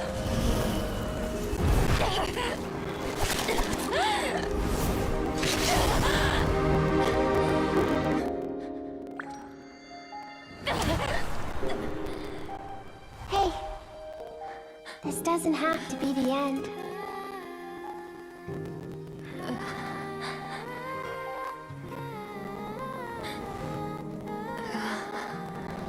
Life is a gift. Don't let darkness claim it.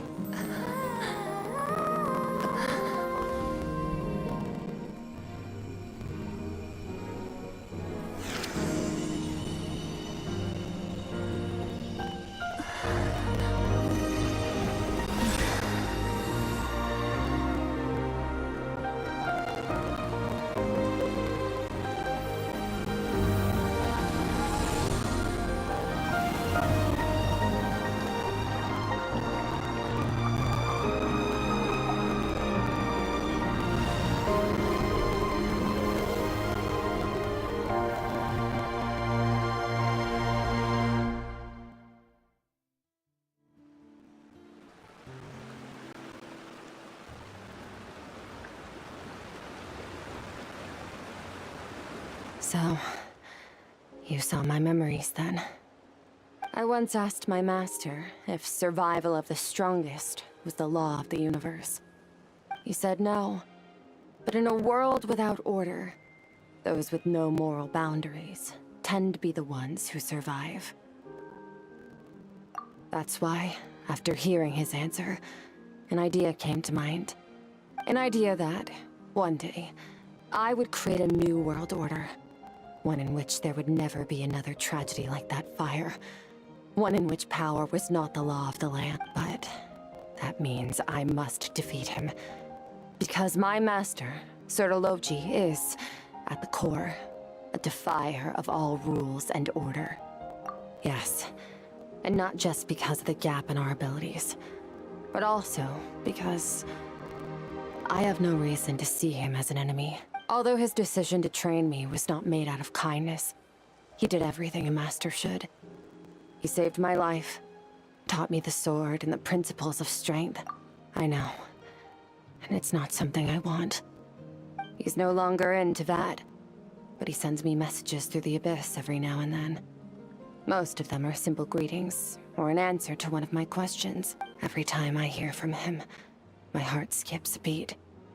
And I wonder if this is the moment where he'll finally appear before me and tear down everything I've built to pieces. Maybe that means I do live in eternal fear, just like he said. Yes, I respect him, but I'm also afraid of him. And for that reason, the pursuit of strength consumes every moment of my life. I don't know what Master has planned, but I have to be ready. Help me? Why? This isn't your fight. Because if we want to build the world we both want to see, everyone has to be willing to fight for it. If we all do our part, we can make the entire universe a kinder place.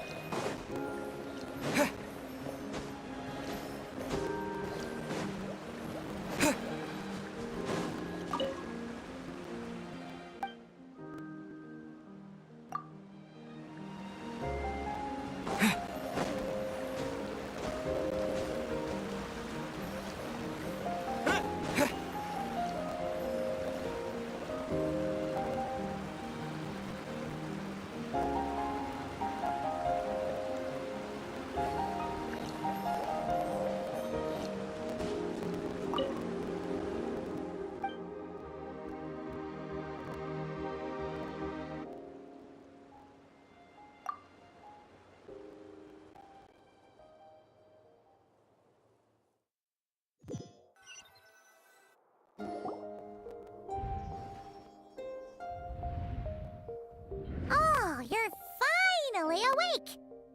Honestly, Paimon was gone for like 2 seconds and then she comes back and finds you both unconscious? Oh, you scared Paimon half to death. You're both okay. What does it look like?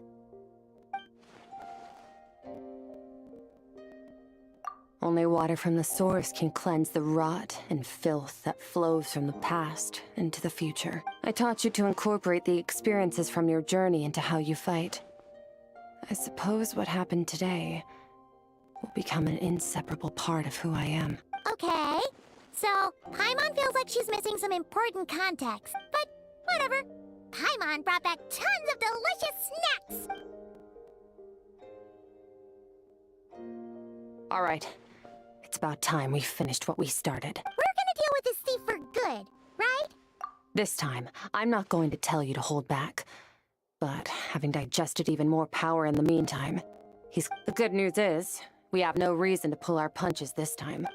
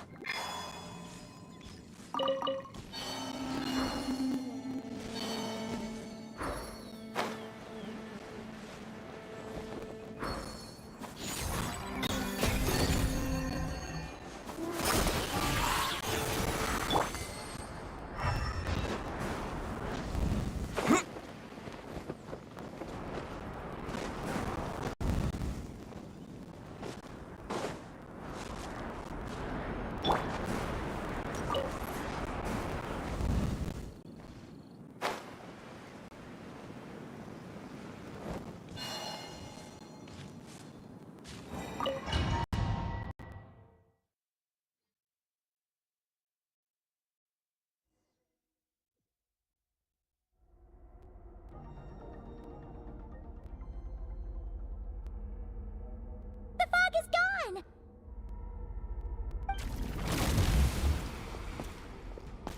Wait, isn't that the form the all-devouring narwhal changed into?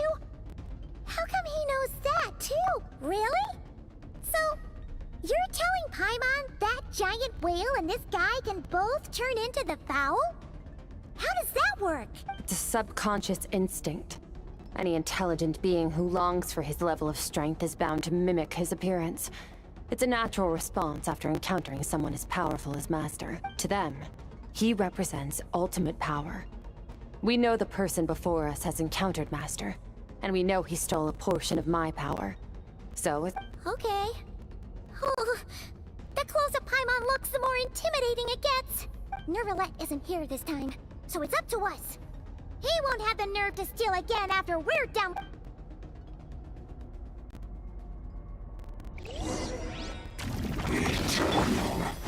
Go! Bombs away! Boy!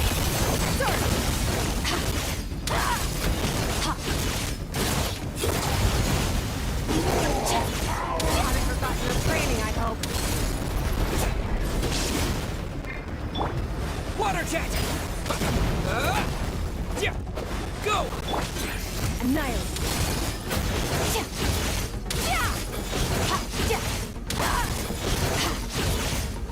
Mine to wield.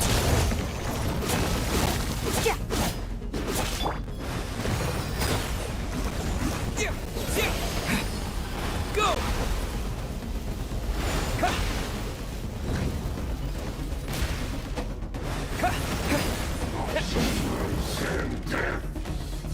Water jet!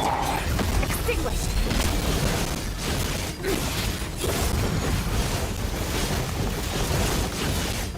Power.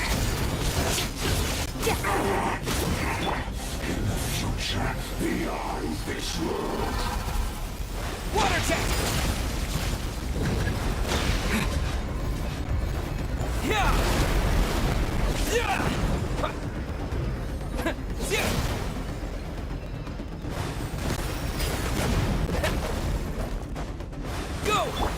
Annihilate.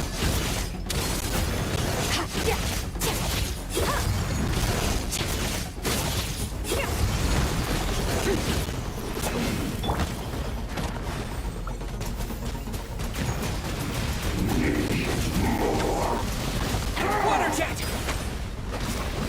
Water jet! Go! Surge!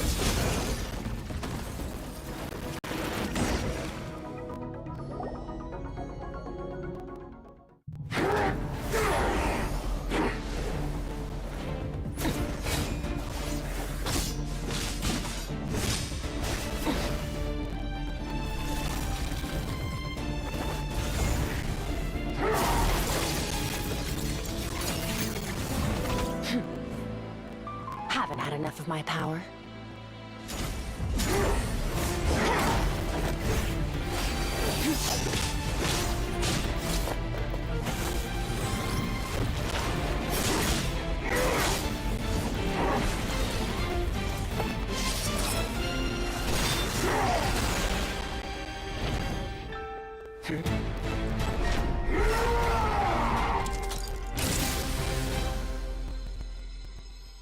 Well then, let's see how much more of this power you can handle.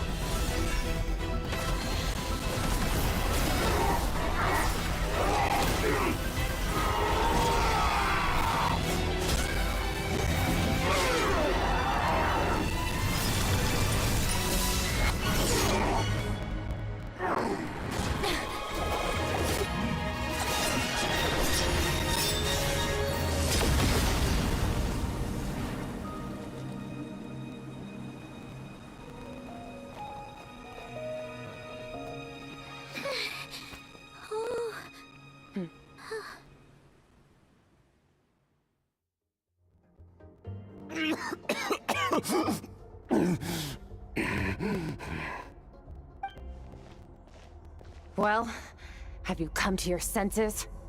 You saw that my body was at its limit. So, you deliberately channeled your power into me, knowing that such power, such keen battle instincts.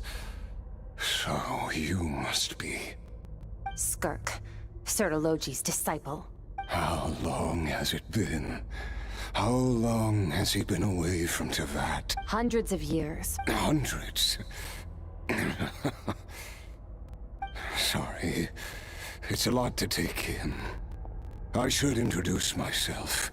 I am Skafnungar, a friend of your master and one of his followers. This is the first time I've heard your name, Skirk. But hundreds of years ago... Hundreds of years ago? Sounds like you and Master have quite the history. Care to tell us about it? Of course. Might as well take advantage of a clear head while I can. The story. I was born into a noble family in Conria.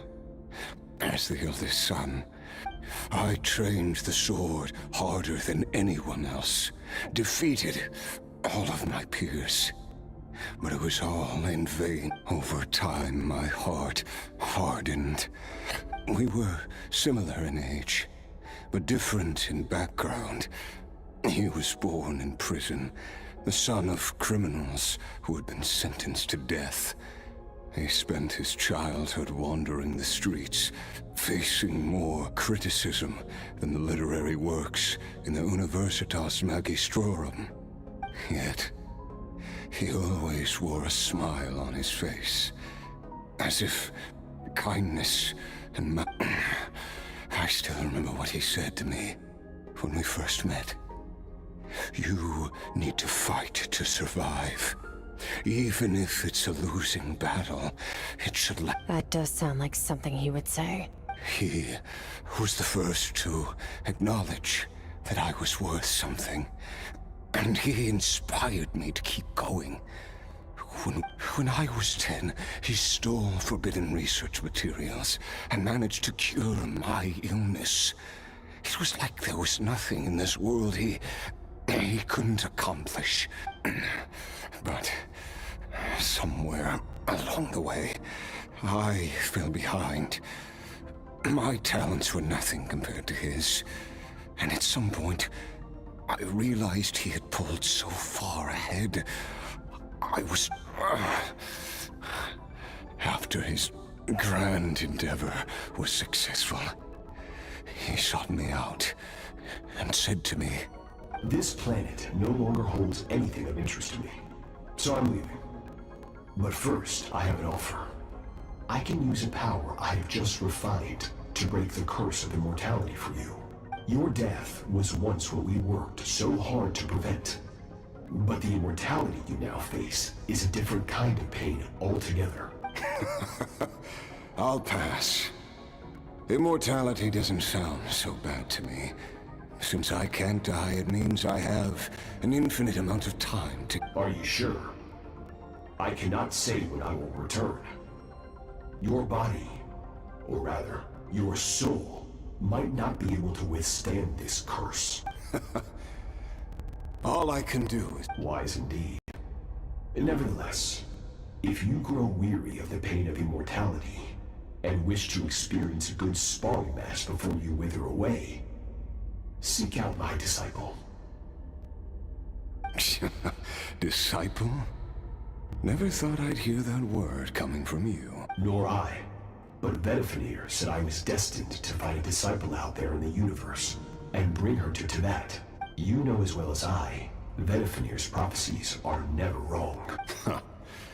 Well, now I'm curious about who this disciple of yours will be. All Vedifenir said was that one day, the stars shall bow in her honor. Sounds pretty impressive. Of course. Only the most outstanding people would have the right to become my disciple. Still self-assured as ever, I see. I'll be leaving then. Oh, and if you are serious about getting stronger, I left you a little gift in the primordial sea. As I've said before, walk whatever path you want. Freedom means even the wicked get to make their own choices. Waiting for me in the primordial sea was the all-devouring narwhal, already beaten into submission by Sertologi. In its weakened state, I was able to cut off part of its flesh and sew it into my own heart. Your heart? That sounds like Because, of course, I bear the curse of immortality. So, you used the curse to turn yourself into a vessel for power. Even with that whale's ability, devouring power like that is not something the human body can withstand. With your body and soul constantly at the breaking point, it was the curse of immortality that sustained you. But that is not the path to strength. You have to pour your heart into it, work for it. You're right. I should have known better, but I had already pushed myself to my limits. I miss your master. I miss the days when we were all together, troublemakers without a home. I don't regret the choice I made. But if you'll allow it... After the beating we just gave you, I think we can call it even. You're an interesting one as well. Sertologi's disciple. That's a lot to live up to. It can't have been an easy experience. I know what he's like.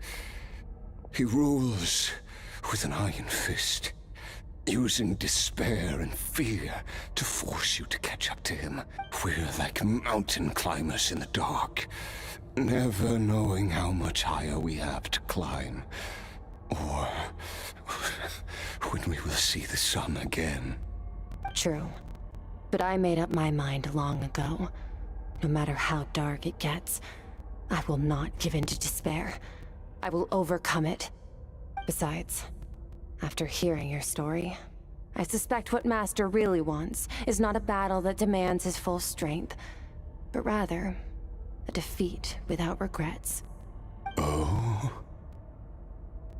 Since you're his friend, you must have some things in common. The first time we came here, when you stabbed me through the fog and stole my power, I felt no emotion coming from that spike. But When you had to devote all your strength fighting me just now, I could feel joy and passion emanating from your blade. It was the joy of a researcher discovering the truth of the world. The joy of an artist uncovering a temple of wonders. Interesting. I'm certain I didn't express those emotions outright. Yet you were able to read them from my blade, like a glimpse into my inner world. You're right. That battle brought me an unbridled sense of joy. Exactly. I think Master also craves a battle like that. One where his opponent forces him to use all his strength, unlock the extent of his potential, and after which, all can come to an end. Including, perhaps, for that very reason, good and evil are meaningless to him. He has one purpose, one goal, to complete. Perhaps you're right. What a battle that would be. Oh, to witness such a... Are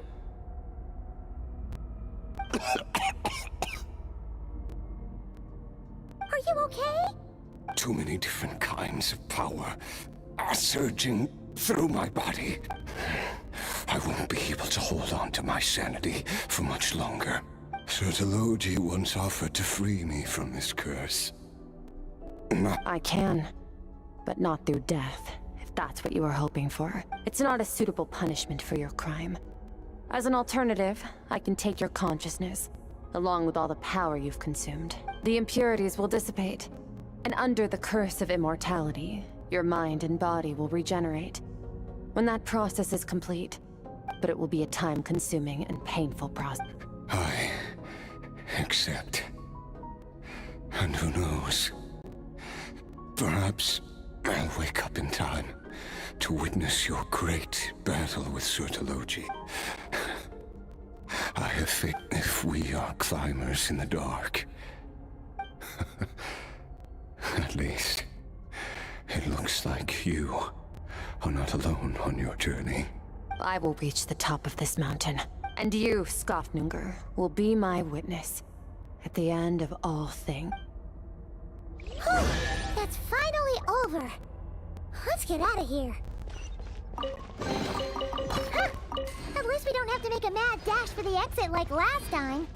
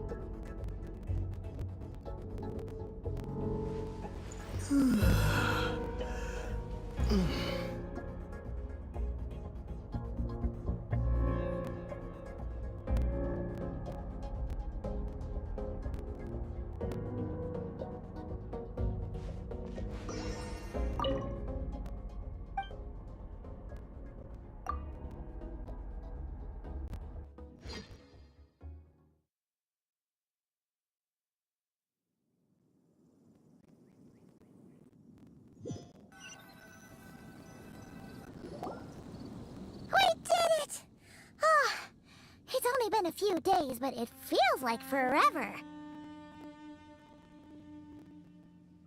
Once again, we've proved there's nothing we can't overcome.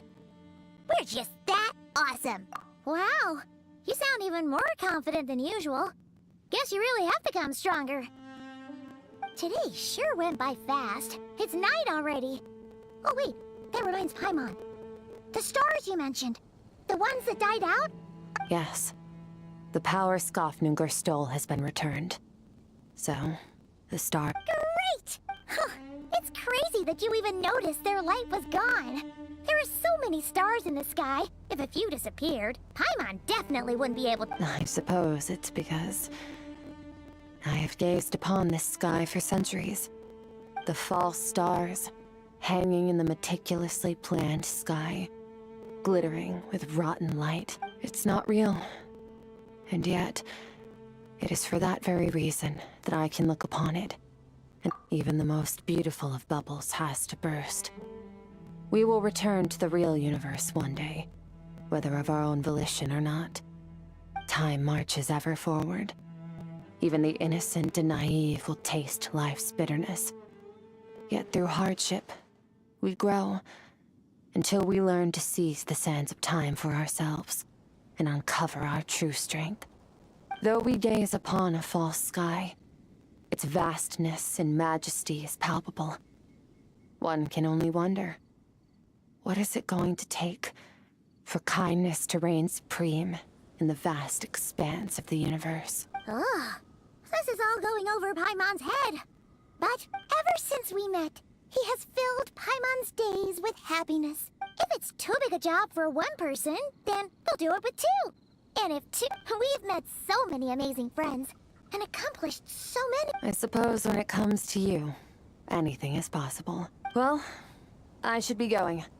Now that my power is no longer isolated from my emotions, I suppose fate will decide.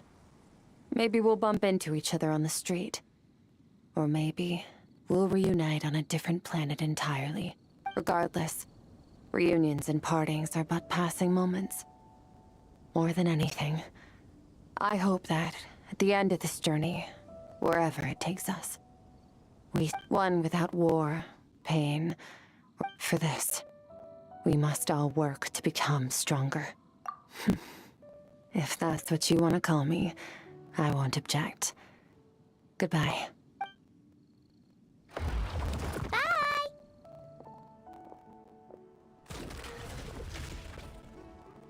Is it just Paimon? Or is she being nicer than be- Hey! What do you think about camping here tonight? There's nothing quite like sleeping under the stars. Come tomorrow, we can continue our journey. Oh!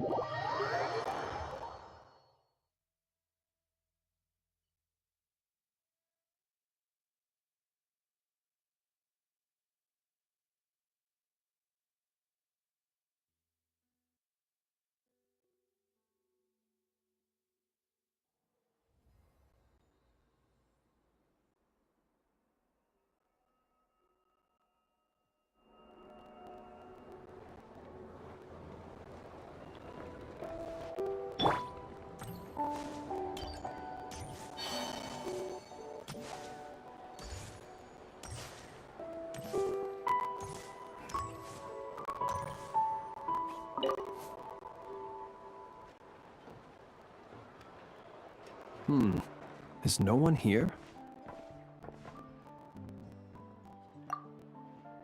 Well, hello. This is certainly a most joyful encounter. Seeing you lifts my spirits after a somewhat disheartening trip. I wouldn't say anything's the matter, merely that I am dealing with some unexpected circumstances. I recently learned of a collector in Nasha Town who, due to financial concerns, has been obliged to offer a pair of ancient coins for sale. I'm told she's a little eccentric and doesn't reply to letters, so I needed to come to town anyway to pick up some supplies, so I thought I'd pay her a visit on the way. It's just a little hobby of mine. Everyone has something that tickles their fancy, am I right? For me, time is the best filter. Anything that can make it through the sieve of time is almost guaranteed to be of good quality. The style, pattern, and condition of a coin convey a lot of information. They can tell you, for instance, how many moons it has seen before finding its way into my hands. Think about it. A coin may have passed through 10,000 people's hands, brought them happiness or sorrow, and witnessed a multitude of moments in their lives. The weight of time it contains is far heavier than its appearance would suggest. It is a witness to the past and something that has value in the present day, which makes it more than worth collecting. These coins have been stuck in my mind these last few days. What do they look like? What stories can they tell? If I can't meet this collector, I fear all desire to return home shall desert me. Look at me, rambling on about coins without a thought for the friends standing by my side. Let me think of a more interesting topic to make up for boring you just now. Ah, yes. Recently, I purchased a beautiful azure gemstone from a Fontanian merchant. It had long slumbered at the bottom of the ocean until being recovered just some days ago. I was told it was once embedded in the sword of a champion duelist at the court of Fontaine, while another story claims it was a pirate crew's prized treasure.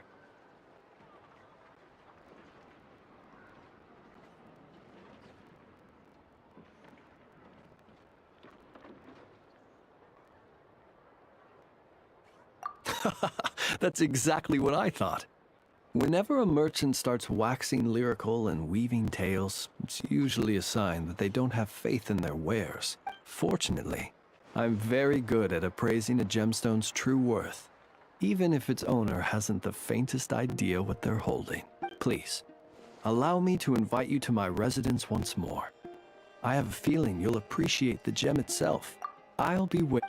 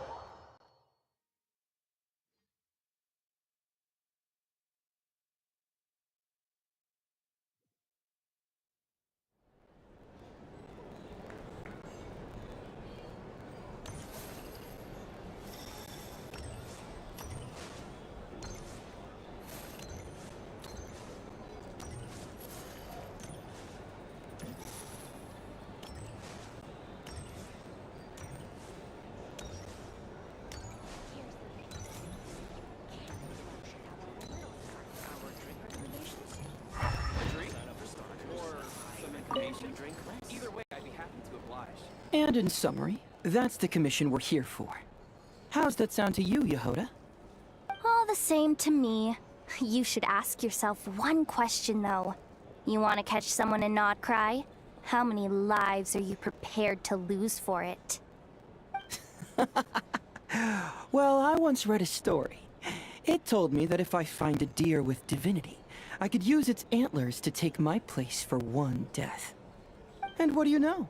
Deer happens to be one of the Inazuman characters in my name.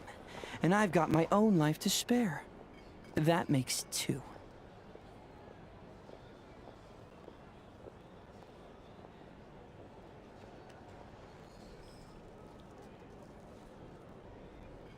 Oh, Traveler! What a coincidence! What are you doing in Nodcry? Another sharp. I'm here in pursuit of a fugitive who fled Inazuma. He's racked up a real rap sheet, and he's always trying to flee further and further abroad. A few months ago, we received intel that he was hiding out in Nodcry and had joined a band of bandits. He soon returned to his usual MO, that is to say, robbing homes and raiding caravans. I think they called themselves the Seahook Gang or something. Word is they're quite a big deal in Nodcry, and have taken in a fair share of exiled criminals from across Tevat. After that, I knocked on the doors of the Curatorium of Secrets, Mora in hand, and asked the boss to get me someone who could point me in the direction of this sea. That's right. Judging by your expression, I'm guessing you're acquainted.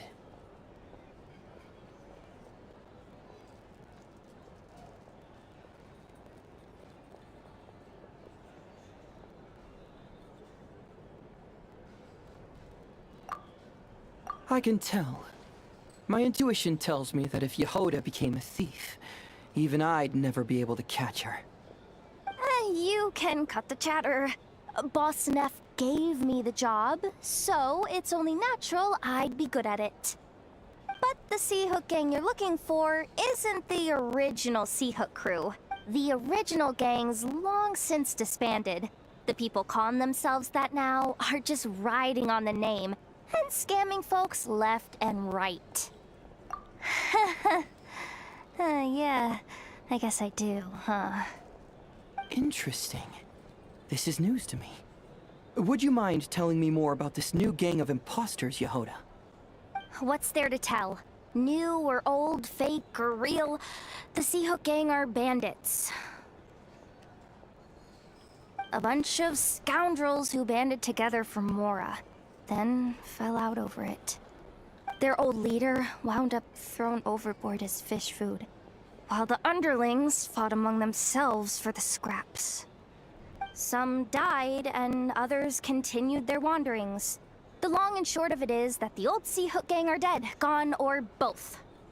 Wait. Doesn't that mean some of the suspects within could have started going around committing crimes again? When a house goes poof, the snakes and rats nestled within find other walls to burrow into. That's just how it is. Nobody wants to die out in the wilderness. But for all the vermin out there, it's also the perfect time to find a good place to settle down, and maybe get a good roommate along the way. If I were a rat, escaping the snake would mean freedom from being hunted down and eaten. When you think about it, that's a good thing. In any case, you've been most helpful, Yehoda. Thank you for the intel. It seems the Mora spent on your services was well worth it. It's honestly a real load-off to know that these people are just imposters using the Seahook gang's name. I'd have had to admit I was in over my head flying solo against the real gang, with its international cohort of goons and all. Well, wait. You think you can take them on as they are now, all by yourself? Yeah, more or less. After all, I'm only looking for our Inazuman fugitive. I'm not here to bring the whole gang to justice. That's a bold statement, but whatever. I'll help you track the... Your kindness is appreciated. Now, I suppose that's that. I'll leave locating them to you, Yehoda.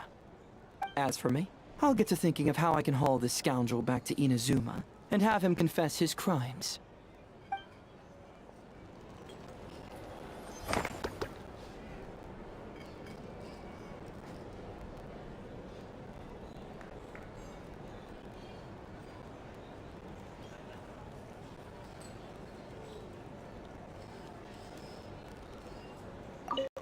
Something that'd get even the toughest gangster to... Okay.